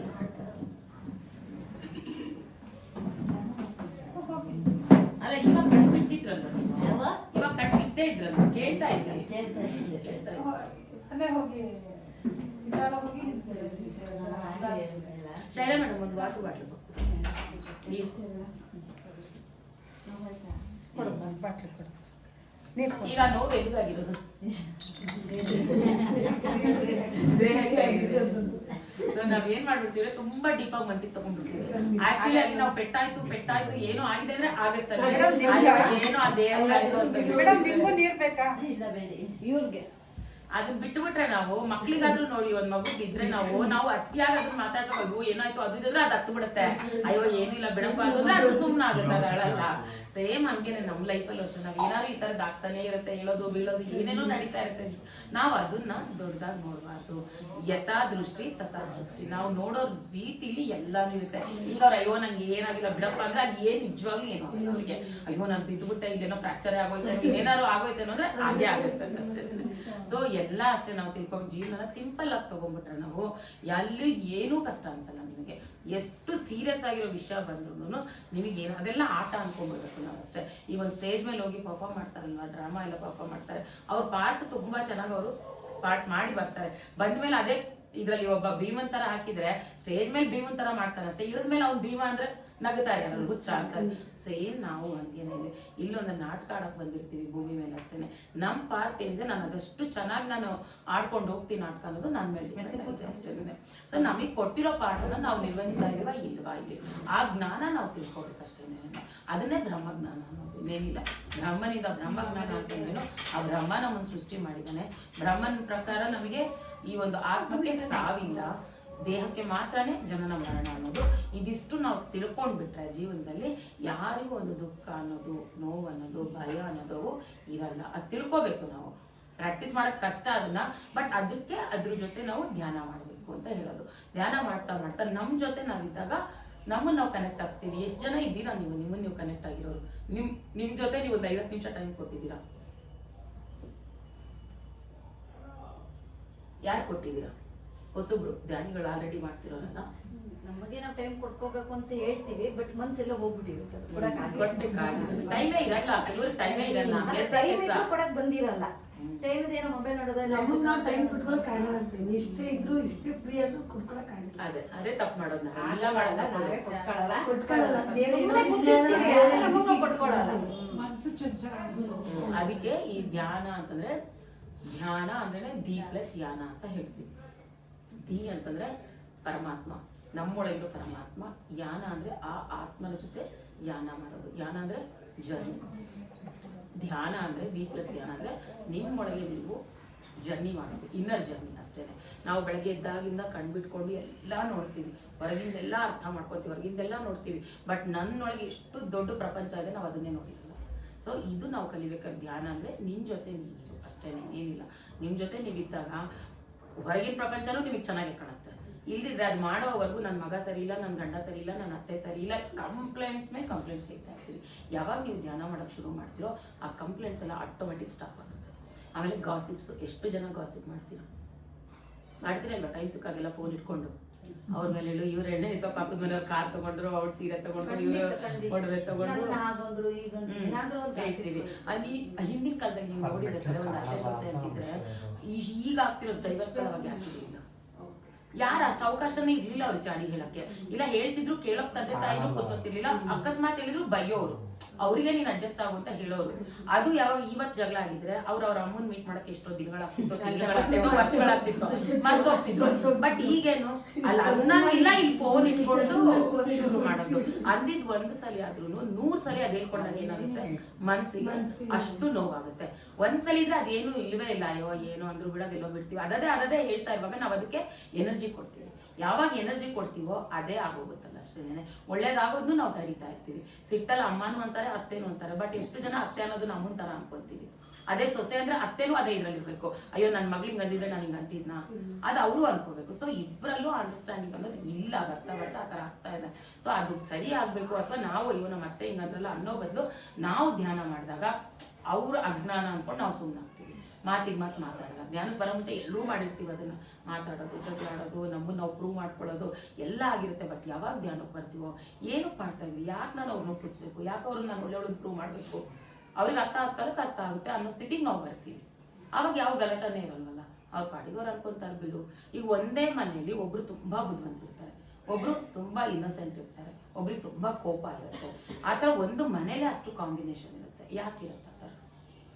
ಎಲ್ಲರೂ ಒಳ್ಳೆಯವರು. ಅದೇ ಅಪ್ಪ ಅಮ್ಮಗೆ 4 ಜನ ಮಕ್ಳು ಹುಟ್ಟಿದ್ರೆ 4 ಥರ ಇರ್ತಾರೆ. ಯಾಕೆ ಆ ಥರ ಇರುತ್ತೆ? ಅದ್ನೇ ದೇವ್ರು ಕೇಳೋದು. ದೇವ್ರು ಕೇಳ್ತಾರೆ, ನೀವು ಕೇಳ್ತೀವಿ. ನನ್ನೊಟ್ಟೆಲ್ಲ ಹುಟ್ಟಿರೋದ ಇವರು ಹಿಂಗಿದ್ದಾರೆ, ಯಾಕಪ್ಪ ನಾನು ಕೊಟ್ಟೆ ಅಂತ ದೇವ್ರು ಕೇಳ್ಕೊಳ್ಳೋದು. ಅದ್ ಯಾಕೆ ಹಂಗ್ ಮಾಡ್ತಾರೆ ಅಂದ್ರೆ ಅವ್ರಿಗೆ ನೀವು ಕಲಿಯೋದಿರುತ್ತೆ, ನಿಮ್ಮಿಂದ ಅವ್ರು ಕಲಿಯೋದಿರುತ್ತೆ. ಎಲ್ಲಾ ಒಂದೇ ಲೆವೆಲ್ ಅವ್ರು ಇದ್ಬಿಟ್ರೆ ಏನ್ ಯಾರಿಂದ ಏನು ಕಲಿಯೋದು. ಸೊ ನಾವು ಕಲಿಯೋಕ್ಕೆ ನಮ್ಗೆ ಯಾರು ಹೇಳ್ಕೊಡೋದು, ಕಲಿಯೋಕ್ಕೆ ಈ ಅನುಭವಗಳನ್ನ ಕೊಡ್ತಿರೋದು ಯಾರು? ನಮ್ಮ ಸುತ್ತ ಇರೋ ಜನನೇ. ಹಿಂದಿನ ಜನ್ಮದಲ್ಲಿ ಯಾರು ಶತ್ರುಗಳಾಗಿರ್ತಾರೋ ಈ ಜನ್ಮದಲ್ಲಿ ನಿಮಗವರು ಗಂಡನೋ ಹೆಂಡತಿನೋ ಮಗುವೋ ಆಗಿರ್ತಾರೆ. ಅದನ್ನ ನೀವು ಆ ಶತ್ರುತ್ವನ ಬೆಳೆಸ್ಕೊಂಡು ಹೋಗ್ತಾ ಇದ್ರೆ ಮುಂದಿನ ಜನ್ಮದಲ್ಲಿ ಇನ್ನೂ ಕಂಟಿನ್ಯೂ ಆಗುತ್ತೆ ನಿಮ್ಗೆ. ಅದಕ್ಕೆ ಬೆಳೆಸಬಾರ್ದು. ಈಗ ಕಟ್ಟ ಆಯ್ತು, ಯಾವ್ದೋ ಜನ್ಮದಲ್ಲಿ ನಾವಿಬ್ರು ಶತ್ರುಗಳಾಗಿದ್ವಿ, ಈಗಲೂ ಬೇಡ, ವೈರತ್ವ ಬೇಡ, ಕಾಂಪ್ರಮೈಸ್ ಆಗೋಣ ಇವಾಗ ಅಂತ ಅನ್ಕೊಂಡು ಬಿಟ್ಬಿಟ್ರೆ ನೆಕ್ಸ್ಟ್ ಜನ್ಮಕ್ಕೆ ಇನ್ನಿರಲ್ಲ, ನಿಮ್ಮಿಬ್ಬರು ಮುಗೀತಲ್ಲಿಗೆ ಕಟ್ ಆಗುತ್ತೆ. ಸೊ ಇಷ್ಟ ಅರ್ಥ ಮಾಡ್ಕೊಂಡು ಈಗ ನಕ್ಕದ್ರಲ್ಲ, ನಿಮ್ಮ ಮನೇಲಿ ಯಾರು ಬೈದ್ರು ಹಿಂಗೆ ನಕ್ಬೇಕಷ್ಟೇ.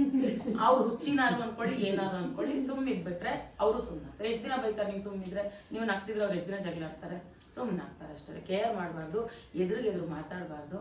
ಪತ್ರಿಜಿಯವ್ರು ನಮಗೆ 5 ಕಾನ್ಸೆಪ್ಟ್ ಹೇಳ್ತಾರೆ. 5 ನೀವು ಧ್ಯಾನ ಮಾಡಿ ಬಿಡಿ, ಅಟ್ಲೀಸ್ಟ್ ಆ 5 ಪಾಯಿಂಟ್ಸ್ ಅಳವಡಿಸ್ಕೊಳ್ಳಿ ಅಂತ ಹೇಳ್ತಾರೆ. ಏನೇನು?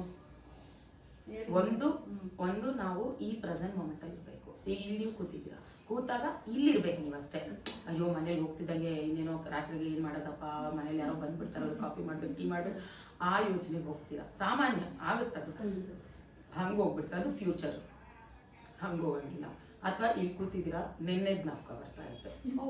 ನೆನ್ನೆ ಅವ್ರಂಗ್ ಅಂದ್ಬಿಟ್ರು, ಮೊನ್ನೆ ಅವ್ರಂಗ್ ಅಂದ್ಬಿಟ್ರು, 1 ವರ್ಷದ ಹಿಂದಿಂದೂ ನಮ್ಮ ತಲೆಯೊಳಗೆ ಅದೇ ಬರ್ತಾ ಇರುತ್ತೆ. ಅದು ಆಗ್ಬಾರ್ದು. ಅದು ಯಾಕೆ ಆಗೋಗಿದ್ರಿಂದ ನೀವು ಅದನ್ನು ನೆನಪಿಸ್ಕೊಂಡ್ರೆ ಏನು ಪ್ರಯೋಜನ ಆಗುತ್ತೆ? ಅದರಿಂದ ಏನು ಪ್ರಯೋಜನ ಇದೆಯಾ ಏನಾದ್ರು ನೆನಪಿಸ್ಕೊಳ್ಳೋದ್ರಿಂದ? ಏನು ಪ್ರಯತ್ನ ಇಲ್ಲ. ನನ್ಗೆ ಹಿಂಗಂದ್ರು, ನಾನೇನ್ ಪಾಪ ಮಾಡಿದ್ದೆ ಸರಿ, ಅದು ಸರಿ ಹೋಗುತ್ತಾ? ನನ್ಕೊಂಡ್ರೆ ಸರಿ ಹೋಗುತ್ತಾ? ಏನೇ ಒಂದು ಆದಾಗ ಅದು ನಮ್ಮ ಅನುಭವಕ್ಕೋಸ್ಕರ. ಒಂದು ಸಲ ಕೆಟ್ಟ ಅನುಭವ ಆಯ್ತು ಅಂದ್ರೆ ಅದನ್ನ ಬೈಕೊಳ್ಳೋದಲ್ಲ. ಅವಾಗ ಹಂಗ ಆಗಿದ್ದಕ್ಕೆ ಈಗ ಆ ಅನುಭವದಿಂದ ನೀವೇನ್ ಪಾಠ ಕಲ್ತ್ರಿ, ಇನ್ನೊಂದ್ಸಲಿ ಅದು ಮಿಸ್ಟೇಕ್ ಆಗದೆ ಇರೋ ತರ ನಾವು ನಡ್ಕೋಬೇಕು. ಒನ್ ವೇ ಯಾವ್ದು ಆಗಲ್ಲ ಅಲ್ವಾ? ಕ್ಲಾಪ್ಸ್ ಹಾಕೋಕೆ 2 ಕೈ ತಟ್ಟಲೇಬೇಕು ನಾವು, ಒಂದು ಕೈಯಿಂದ ಏನೂ ಆಗಲ್ಲ. ಸೊ ಅದನ್ನ ನಾವು ನೋಡ್ಕೋಬೇಕು. ಆಯ್ತು, ಅವನಂದ ನಾನು ಯಾಕೆ ಕಂಟಿನ್ಯೂ ಮಾಡ್ಬೇಕಿತ್ತು ಮಾತು? ಸುಮ್ಮನೆ ಬಂದಿದ್ರೆ ಏನಾಗಿರೋದು? ಅವ್ರೇನು ಕಿರೀಟ ಕೊಟ್ಟು ಕೂಡಿಸ್ಬೇಕ ನಮಗೆ, ನಾವು ಗೆದ್ರೆ ಮಾತಲ್ಲಿ? ಸೊ ಅದು ನಮಗೆ ತಿಳ್ಕೊಂಡ್ಬಾರ್ದು. ನಾವು ಅದನ್ನ ತಿಳ್ಕೊಬೇಕು. ಇವಾಗ ಪಾಸ್ಟ್ ನೆನೆಸ್ಕೊಳ್ತೀವಿ, ಗತಂ ಗತಃ ಅಂತಾರೆ. ಹೋಯ್ತು, ಅಲ್ಲಿಂದ ಅನುಭವದಿಂದ ಪಾಠ ಕಲಿಬೇಕಷ್ಟೇ ಹೊರತು ಕೊರಗುತ್ತಾ ಕೂತ್ಕೋಬಾರ್ದು. ಕೊರಗುದ್ರೆ ಏನಾಗುತ್ತೆ? ಡಿಪ್ರೆಷನ್ ಆಗುತ್ತೆ ಅಷ್ಟೇ, ಇನ್ನೇನು ಆಗಲ್ಲ. ಮುಂದೆ ಆಗೋ ಕೆಲಸಗಳೆಲ್ಲನೂ ಹಾಳಾಗುತ್ತೆ. ಸೊ ಅಲ್ಲಿಂದ ತಗೊಂಡಿರೋ ಪಾಠ ಇನ್ನೊಂದ್ಸಲಿ ನಾವು ಆ ಮಿಸ್ಟೇಕ್ ಆಗದೆ ಇರೋ ಥರ ನೋಡ್ಕೋಬೇಕು. ನೋಡ್ಕೊಂಡು ಈಗ ಈ ಪ್ರೆಸೆಂಟ್ ಮೂಮೆಂಟ್ ಇಲ್ಲಿದ್ದೀರಾ, ಇಷ್ಟು ಜನ ಸೇರಿದ್ದೀರಾ, ಮೇಡಮ್ ಕರೆದಿರಾ, ಏನೋ ಜ್ಞಾನ ಸಿಗ್ತಾ ಇದೆ, ಎಂಜಾಯ್ ಮಾಡಿ ಅದನ್ನು. ಇದನ್ನ ನೀವು ಸಂತೋಷವಾಗಿ ಎಂಜಾಯ್ ಮಾಡಿದಾಗ ನೆಕ್ಸ್ಟ್ ಮೂಮೆಂಟ್ ಅಷ್ಟೇ ಸಂತೋಷವಾಗಿರುತ್ತೆ. ನನಗೆ ಟೈಮ್ ವೇಸ್ಟ್ ಆಗ್ತದೆ, ಇಲ್ಲಿ ಕೂತಿದ್ದೀನಿ, ನನಗೆ ಎಷ್ಟೊಂದು ಕೆಲಸ ಇದೆ ಅಂತಂದ್ರೆ ಇಲ್ಲಿದ್ದು ವೇಸ್ಟ್, ಅದೂ ಚೆನ್ನಾಗಾಗಲ್ಲ. ನಾನು ಯಾಕಾದ್ರೂ ಅಲ್ಲೋದ್ನೋ ಟೈಮ್ ವೇಸ್ಟ್ ಆಗೋಯ್ತು, ಅಲ್ಲೂ ಬೇಕು ಅಂತಿರ್ತೀರ. ಸೊ ಏನಾಗಲ್ಲ, ಬಂದಿದ್ದೆಲ್ಲ ಅದನ್ನ ಆಕ್ಸೆಪ್ಟ್ ಮಾಡ್ತಾ. ಒಂದು ಕಾಯಿಲೆ ಬಂದ್ರು ಅಷ್ಟೇ, ಯಾಕೆ ಬಂತು ಅನ್ನೋಕ್ಕಿನ್ನ ಎಸ್ ಬಂದಿದೆ, ಇದು ನನ್ನ ಪ್ಲಾನ್, ಇದು ನಾನು ಈ ಕಾಯಿಲೆನ ಕೇಳ್ಕೊಂಬಂದಿದ್ದೀನಿ, ಬಂದಿದೆ, ಆದ್ರಿಂದ ನಾನು ಆಚೆ ಬರೋದು ಹೇಗೆ ಅಷ್ಟೇ ನಾವು ನೋಡ್ಕೋಬೇಕು ಅಷ್ಟೇ. ಸೊ ಆ ಕಾಯಿಲೆನ ನಾವು ನಗುನಗುತ್ತಾನು ಅನುಭವಿಸ್ಬೋದು, ಅಳ್ತಾನು ಅನುಭವಿಸ್ಬೋದು. ಬಟ್ ಬೇಗ ಕ್ಯೂರ್ ಆಗೋದು ಯಾವ್ದ್ರಿಂದ? ನಗುತ್ತಾ ಅನುಭವಿಸಿ ಬೇಗ ಕ್ಯೂರ್ ಆಗುತ್ತದೆ, ಬೇಗನೆ ಆಚೆ ಬರ್ತೀವಿ ಅದರಿಂದ. ಸೊ ಅಷ್ಟೇ ಧ್ಯಾನದಿಂದ. ಇಲ್ಲ ಸಾಕಷ್ಟು ಇದೆ ಹೇಳಕ್ಕೆ. ಇದು 1 ಕ್ಲಾಸು ಅರ್ಧ ಗಂಟೆದಲ್ಲ, ಇದು ಡೈಲಿ ನಾವು ಅದಕ್ಕೆ ಆನ್ಲೈನ್ ಕ್ಲಾಸಸ್ ಇರುತ್ತೆ. ಬೆಳಗ್ಗೆ ಡೈಲಿ 4:30 ಕ್ಲಾಸ್ ಇರುತ್ತೆ, ಈವ್ನಿಂಗ್ 5:30 ಕ್ಲಾಸ್ ಇರುತ್ತೆ. ಆಮೇಲೆ ಜೈ ಹೋಮ್ ಮೆಡಿಟೇಷನ್ ಅಂತ ಯೂಟ್ಯೂಬ್ ಚಾನಲ್ ಇದೆ, PMC ಕನ್ನಡ ಅಂತಿದೆ, ಅದನ್ನ ಹಾಕೊಳ್ಳಿ, ಅಲ್ಲಿ ಬರ್ತಾ ಇರುತ್ತೆ. ಸುಮಾರಿದೆ ಮೆಡಿಟೇಷನ್ ಚಾನಲ್ಸು. ನೀವು ಒಂದ್ಸಲಿ ಒಂದು ಹಾಕೊಂಡ್ರೆ ಅಂದರೆ ಅದಕ್ಕೆ ರಿಲೇಟೆಡ್ ಸ್ಟೋನ್ ಬರ್ತಾ ಇರುತ್ತೆ. ಸೊ ದಿನ ನಿಮಗೆ ಆದರೆ ಟೈಮ್ ಆದರೆ ಝೂಮಲ್ಲಿ ಜಾಯಿನ್ ಆಗಿ ಡೈರೆಕ್ಟ್ ಮೆಡಿಟೇಷನ್ ಮಾಡಿ. ಈಗ ನೀವು ಇಷ್ಟೂ ಜನ ಸೇರಿ ಮೆಡಿಟೇಷನ್ ಮಾಡೋದಕ್ಕೂ ಒಬ್ಬರೇ ಮನೇಲಿ ಕೂತ್ಕೊಂಡು ಮಾಡೋದಕ್ಕೂ ತುಂಬ ಡಿಫ್ರೆನ್ಸ್ ಇದೆ. ಎಲ್ಲರ ಜೊತೆ ಸೇರಿ ಮಾಡಿದಾಗ ನೀವು 10 ಮಿನಿಟ್ಸ್ ಸಾಕು. ಅಂದರೆ ಈ 10 ಮಿನಿಟ್ಸ್ ನೀವು ಧ್ಯಾನ ಮಾಡಿದ್ರೆ 30 ಮಿನಿಟ್ಸ್ ಧ್ಯಾನ ಮಾಡಿದಷ್ಟು ಪ್ರಯೋಜನ ಆಗುತ್ತೆ ನಿಮಗೆ. ಮತ್ತು ಅದ್ರ ಜೊತೆಗೆ ಪತ್ರಿಜಿಯವರು ಪಿರಮಿಡ್ ಬಗ್ಗೆ ಹೇಳ್ತಾರೆ. ಅಂದರೆ ಪಿರಮಿಡ್ ಅಂತಂದರೆ ಗೊತ್ತಿದೆ ಅನ್ಸುತ್ತೆ ನಿಮಗೆ. ಪಿರಮಿಡ್ ಗೊತ್ತಲ್ವಾ? ಸ್ಲೋಪ್ ಆಗಿದೆ, ಈಜಿಪ್ಟಲ್ಲೆಲ್ಲ ಮಮ್ಮಿ. ಅದರಲ್ಲಿ ಕಾಸ್ಮಿಕ್, ಈಗ ಧ್ಯಾನ ಮಾಡೋದ್ರಿಂದ ಫಸ್ಟು ನಮ್ಗೆ ಏನು ಸಿಗುತ್ತೆ ಅಂದರೆ ಕಾಸ್ಮಿಕ್ ಎನರ್ಜಿ ಅನ್ನೋದು ಸಿಗುತ್ತೆ ನಮಗೆ. ಎನರ್ಜಿ ಸಿಗುತ್ತೆ ಗೊತ್ತಲ್ವಾ? ಎನರ್ಜಿ ಗೊತ್ತೆ ಎಲ್ರಿಗೂ. ಕಾಸ್ಮಿಕ್ ಎನರ್ಜಿ ಎಷ್ಟು ಜನ ಗೊತ್ತು? ವಿಶ್ವ ಪ್ರಾಣ ಶಕ್ತಿ ಅಂದ್ರೆ ಗೊತ್ತಾ? ಗೊತ್ತಿಲ್ಲ. ಸೊ ಫುಡ್ ತಿಂದ್ರೆ ಏನಾಗುತ್ತೆ? ಎಲ್ಲಿಗೆ ಬರುತ್ತೆ? ದೇಹಕ್ಕೆ ಬರುತ್ತೆ. ಸೊ ಈಗ ನಮಗೆ ಕಾಣ್ತಿರೋ ದೇಹ ಇದೊಂದು ಫಿಸಿಕಲ್ ಬಾಡಿ ಒಂದು. ಆ ಫಿಸಿಕಲ್ ಬಾಡಿಗೆ ಸ್ಟ್ರೆಂತ್ ಬೇಕಂದ್ರೆ ಊಟ ಮಾಡ್ತೀವಿ. ನಾವು ತಿಳ್ಕೊಂಡ್ರದ್ದು ಅಷ್ಟೇ, ನಾವು ಊಟ ಮಾಡಿದ್ರೆ ನನಗೆ ಸ್ಟ್ರೆಂತ್ ಸಿಗುತ್ತೆ ಅಂತ ಅನ್ಕೊಂತೀವಿ. ಬಟ್ ಹಿಮಾಲಯದಲ್ಲಿ ನೀವು ನೋಡಿರ್ಬೋದು, ವರ್ಷಾನ್ಗಟ್ಲೆ ತಪಸ್ಸಿ ಕೂತಿರ್ತಾರೆ. ಅವ್ರಿಗೆ ಹೊಟ್ಟೆ ಹಸಿ ಅಲ್ವಾ? ಹೆಂಗೆ ಅವ್ರು ಬದುಕಿದ್ದಾರೆ ಅಷ್ಟಷ್ಟು ವರ್ಷಗಳವರು? ಏನಿದೆ ಅವ್ರಿಗೆ? ಎನರ್ಜಿ ಎಲ್ಲಿಂದ ಬರ್ತಾ ಇದೆ? ನಾನು ಈಗ ಹೇಳಿದ್ನಲ್ಲ ವಿಶ್ವ ಪ್ರಾಣ ಶಕ್ತಿ, ಅದು ಅವ್ರಿಗೆ ಸಿಗ್ತಾ ಇರುತ್ತೆ. ಎಲ್ಲಿಂದ ಸಿಗ್ತಾ ಇರುತ್ತೆ ಅಂದರೆ ಅವರು ತಪಸ್ ಮಾಡ್ತಾ ಇರ್ತಾರೆ, ಧ್ಯಾನ ಮಾಡ್ತಿರ್ತಾರೆ.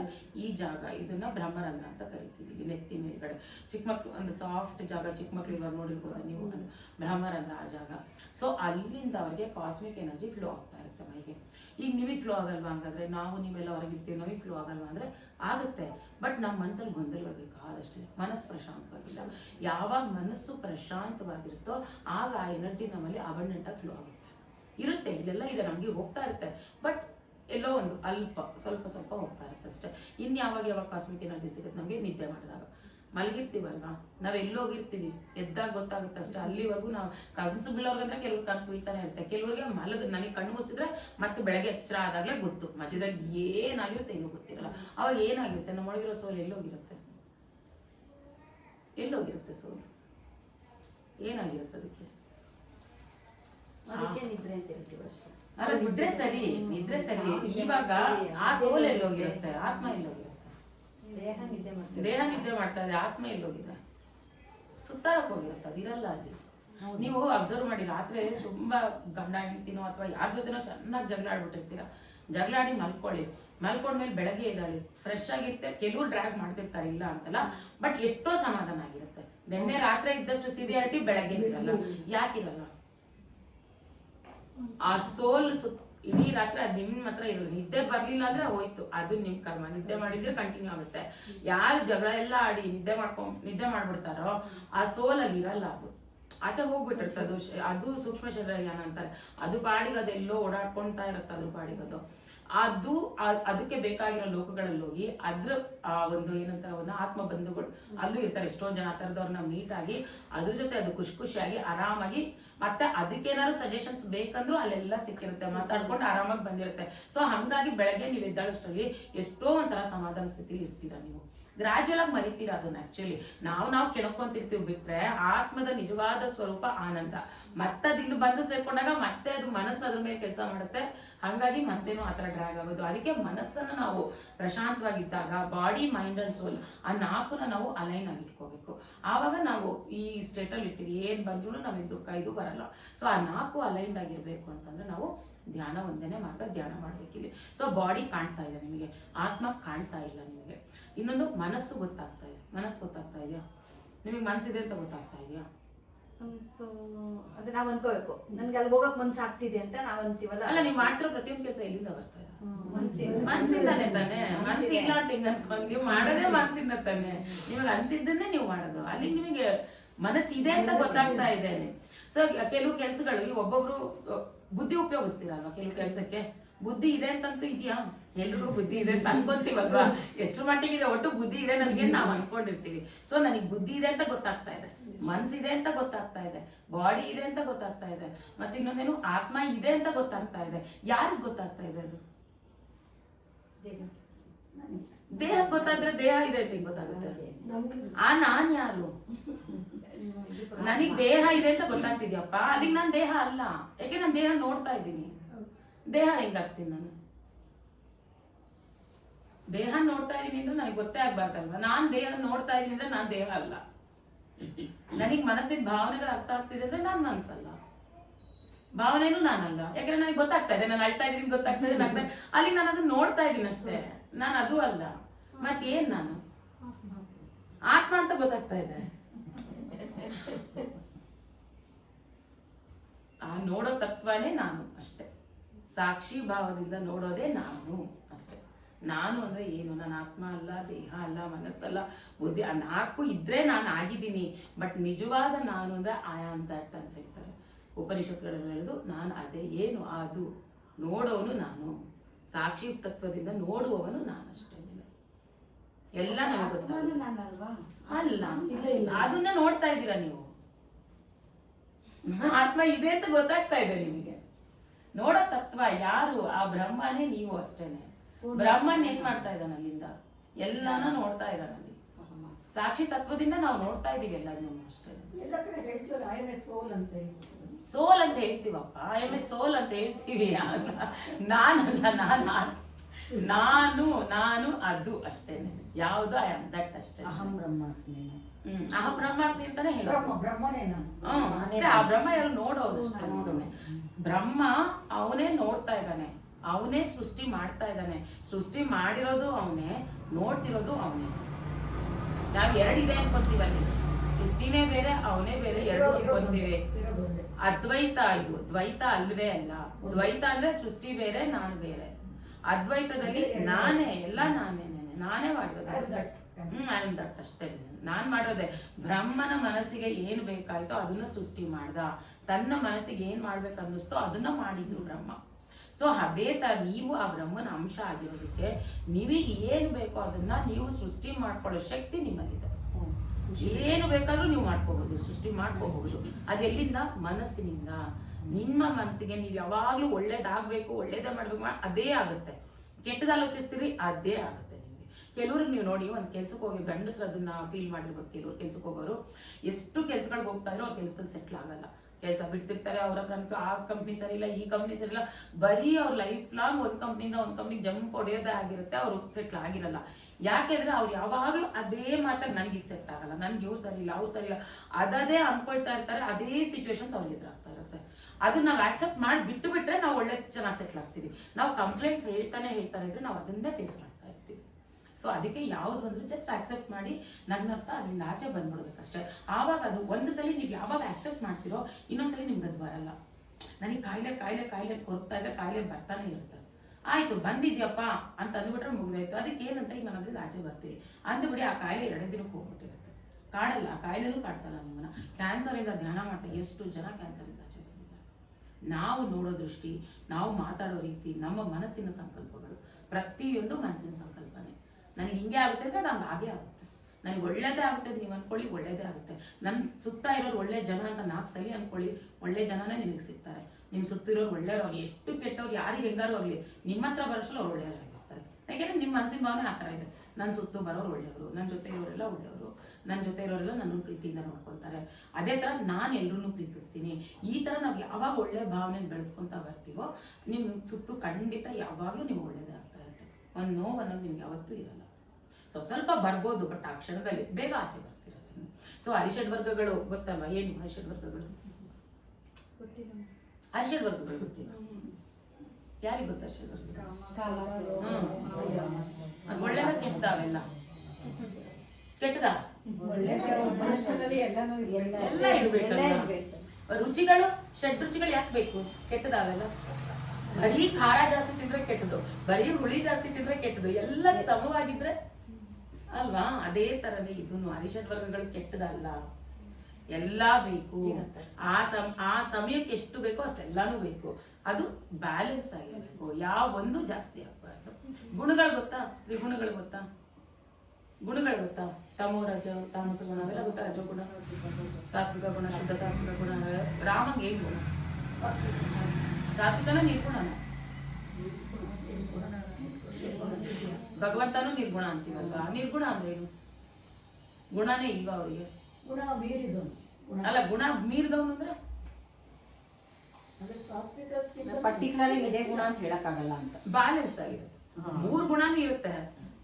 ಬ್ಯಾಲೆನ್ಸ್ಡ್ ಆಗಿದೆ ನಿರ್ಗುಣಿ ಅವನು. ಯಾವ ಟೈಮಲ್ಲಿ ಯಾವ್ದು ಬೇಕೋ ಅದಿರುತ್ತೆ ಅಲ್ಲಿ. ಅಥವಾ ರಾವಣನ್ ತರ ಯಾವಾಗ್ಲೂ ರಜೋಗುಣನೇ ಇರಲ್ಲ, ಕುಂಭಕರ್ಣನ್ ತರ ತಾಮಸಿಕ ಗುಣ ಇರಲ್ಲ. ಯಾವ್ದು ಜಾಸ್ತಿ ಇರುತ್ತೋ ಅವ್ರು ಆ ಗುಣಿಗಳು ಅಂತ ನಾವು ಹೇಳ್ತೀವಿ. 3 ಬ್ಯಾಲೆನ್ಸ್ ಇದ್ದವು ನಿರ್ಗುಣಿಗಳು. ಸೊ ನಾವೆಲ್ಲಾನು ಅದೇ ಆಗ್ಬೇಕು. ಎಲ್ಲ ಬೇಕು ನಮ್ಗೆ, ಬೇಡ ಅಂತಲ್ಲ. ರಜೋಗುಣನೂ ಬೇಕು, ತಮಗುಣನೂ ಬೇಕು, ಸಾತ್ವಿಕವಾಗೂ ಇರ್ಬೇಕು, ಎಲ್ಲ ಇರ್ಬೇಕು. ಯಾವ ಟೈಮಲ್ಲಿ ಯಾವ್ದು ಎಷ್ಟು ಬೇಕೋ ಅಷ್ಟಿರ್ಬೇಕು. ಏನ್ ಧ್ಯಾನ ಮಾಡ್ತಿದೀನಿ ನಮ್ಗೆ ಸಿಟ್ಟೆ ಬರಬಾರ್ದಾದ್ರೆ ಬರುತ್ತೆ, ಬರಲೇಬೇಕು. ಎಲ್ಲಿ ಯಾವಾಗ ಏನಕ್ಕೆ ಸಿಟ್ಟು ಬರ್ತಾ ಇದೆ ಆ ಸಿಟ್ಟನ್ನು ಕ್ಯಾರಿ ಮಾಡಬಾರ್ದು. ಸಿಟ್ಟು ಬರುತ್ತೆ. ಪತ್ರಿಜಿಯರಂತೂ ಪಟ್ಟ ಹೊಡೆದ್ಬಿಡ್ತಿದ್ರಂತೆ ಯಾರಿಗಾದ್ರು. ತಪ್ಪಲ್ವಾ? ಹಂಗಾರೆ ಧ್ಯಾನಿಗಳು ಯಾಕಂಗ್ ಹೊಡಿಬೋದು ಅಂತ ಎಷ್ಟೊಂದ್ ಜನ ಕೇಳ್ಬೋದು. ಅವ್ರಿಗೆ ಹಂಗೆ ಹೇಳಿದ್ರೆ ಅರ್ಥನೇ ಆಗಲ್ಲ. ಯಾಕೆ ಹೊಡಿಬೇಕು? ಅವರೇ ಅಷ್ಟ್ ಮಾಡ್ತಾರಲ್ಲ, ಅವ್ರು ಯಾಕಂಗ್ ಹೊಡಿಬೇಕು? ತಪ್ಪಲ್ವಾ ಅಂತ ಅನ್ನೋರು ಇದಾರೆ. ಬಟ್ ಅವ್ರು ಏನಕ್ಕೆ ಅದು ಕ್ಯಾರಿ ಮಾಡಕ್ಕಲ್ಲ. ಅವ್ರಿಗೆ ಮನ್ಸಲ್ಲಿ ಯಾವ ದ್ವೇಷ ಇಲ್ಲ, ಒಳಗಿಂದ ಅವ್ರಿಗೆ ಏನೂ ಇಲ್ಲ ನಿಮ್ ಮೇಲೆ. ನೀವು ಕಲೀಲಿ ಅಂತ ಒಂದು ಪಟ್ ಅಂತ ಹಾಕ್ತಾರಷ್ಟೇನೆ. ಮತ್ತೆ ಅದೇ ಸೆಕೆಂಡ್ ಅಲ್ಲಿ ಅವ್ರನ್ನ ತಬ್ಕೊಂಡು ಅಷ್ಟು ಚೆನ್ನಾಗಿ ಮಾತಾಡಿಸ್ತಾರೆ. ಅಂದ್ರೆ ಮನ್ಸಲ್ಲಿ ಕ್ಯಾರಿ ಮಾಡಬಾರ್ದು.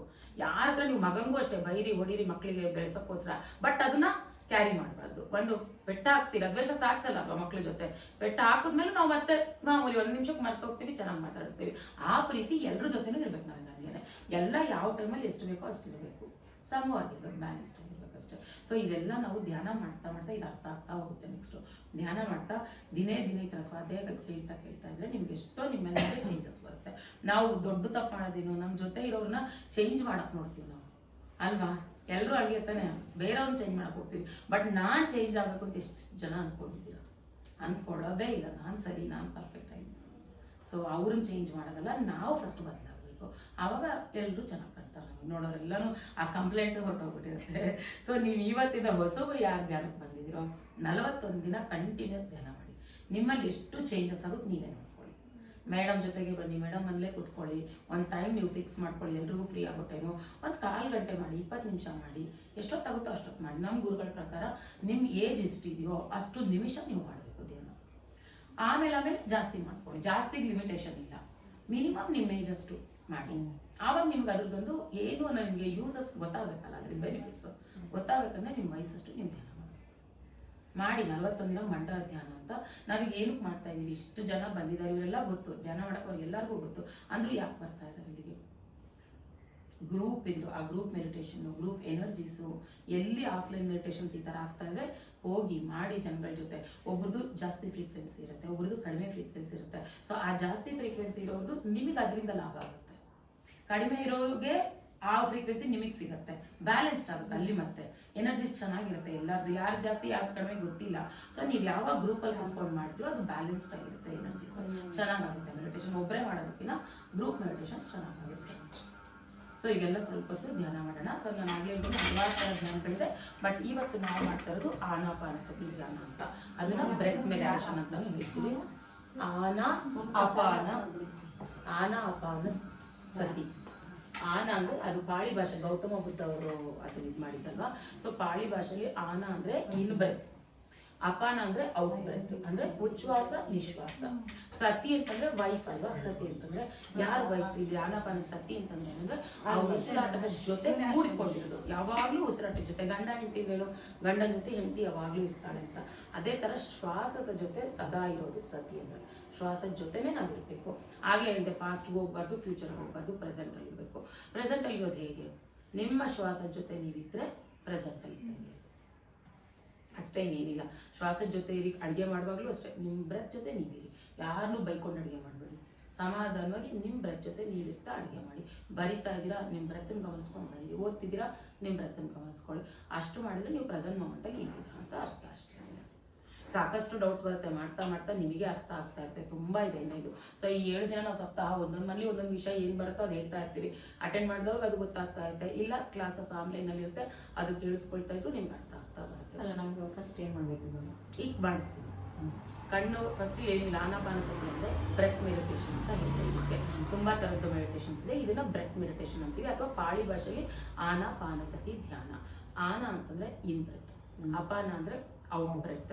ಸೊ ಬ್ರೆತ್ ಇನ್ಹೆ ಮತ್ತೆ ಎಕ್ಸಲೇಷನ್, ಇನ್ಹಲೇಷನ್. ಸೊ ಅದು ಯಾವ ತರ ಇರಬೇಕು? ಪ್ರಾಣಾಯಾಮ ಮಾಡುವಾಗ ನೀವು ಆರ್ಟಿಫಿಷಿಯಲ್ ಆಗಿ ಬ್ರೀತಿಂಗ್ ಮಾಡ್ತೀರಾ, ಡೀಪ್ ಇನ್ ಬ್ರೆತ್ ಮತ್ತೆ ಡೀಪ್ ಎಕ್ಸೇಲ್ ಮಾಡ್ತೀರಾ.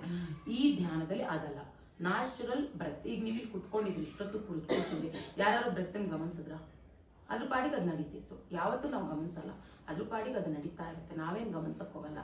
ಬಟ್ ಧ್ಯಾನ ಮಾಡ್ತಾ ಮಾಡ್ತಾ ನಾವು ಅದನ್ನು ಗಮನಿಸ್ಬೇಕಾಗುತ್ತೆ. ಯಾಕೆ ಅಂದರೆ ಕಣ್ಣು ಮುಚ್ಚಿದ್ರೆ ಬೇರೆ ಬೇರೆ ಆಲೋಚನೆಗಳು ಬರ್ತಾ ಇರುತ್ತೆ. ಈಗ ಇವ್ರು ಕೇಳಿದ್ರೆ ಅದೇ ಕ್ವಶನ್, ಎಷ್ಟು ಆಲೋಚನೆ ಬರ್ತಾರೆ, ಕಣ್ಣು ಮುಚ್ಚಕ್ಕಾಗಲ್ಲ.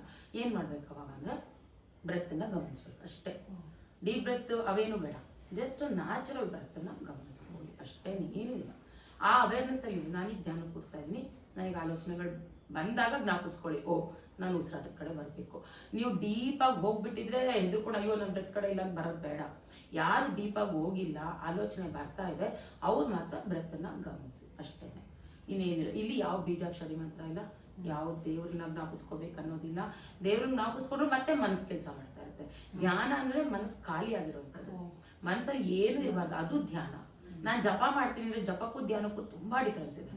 ಜಪ ಮಾಡ್ತಾನೆ ಇದ್ರೆ ಮನಸ್ಸಿಗೆ ಕೆಲಸ ಕೊಡಿ, ರಾಮ ರಾಮ ರಾಮ ರಾಮ ಅಂದ್ರೆ ಆ ಮನಸ್ಸಲ್ಲಿ ಬರ್ತಾ ಇರೋದು ಕೆಲಸ. ಆ ಜಪ ಅಜಪ ಆದ್ರೆ ಧ್ಯಾನ. ಕೆಲವ್ರು ಜಪ ಮಾಡ್ತಾ ಮಾಡ್ತಾ ಮಾಡ್ತಾ ಒಂದು ಲೆವೆಲ್ಗೆ ಅವ್ರಿಗೆ ಜಪ ಮೇಲೆ ಬಿದ್ದದ್ದು ಗೊತ್ತಿಲ್ಲ, ಬಾಯಲ್ಲ ರಾಮನೂ ಬಂದಿರಲ್ಲ, ಅದು ಧ್ಯಾನ. ಆ ಸ್ಥಿತಿನ ಧ್ಯಾನ ಸ್ಥಿತಿ. ಸೊ ಎಲ್ಲ ಶ್ರೀಕೃಷ್ಣ ಪರಮಾತ್ಮನ ಹೇಳಿರೋದು ಯಾವುದು? ಅಲ್ಟಿಮೇಟ್ ಭಕ್ತಿನ ಧ್ಯಾನನ ಪೂಜೆನ ಧ್ಯಾನನ? ಧ್ಯಾನ ಅಲ್ಟಿಮೇಟ್. ಬಟ್ ನಾವೆಲ್ಲ ಇನ್ನ ಭಕ್ತಿ ಮಾರ್ಗದಲ್ಲೇ ಕೂತ್ಕೊಂಡಿದ್ದೀವಿ.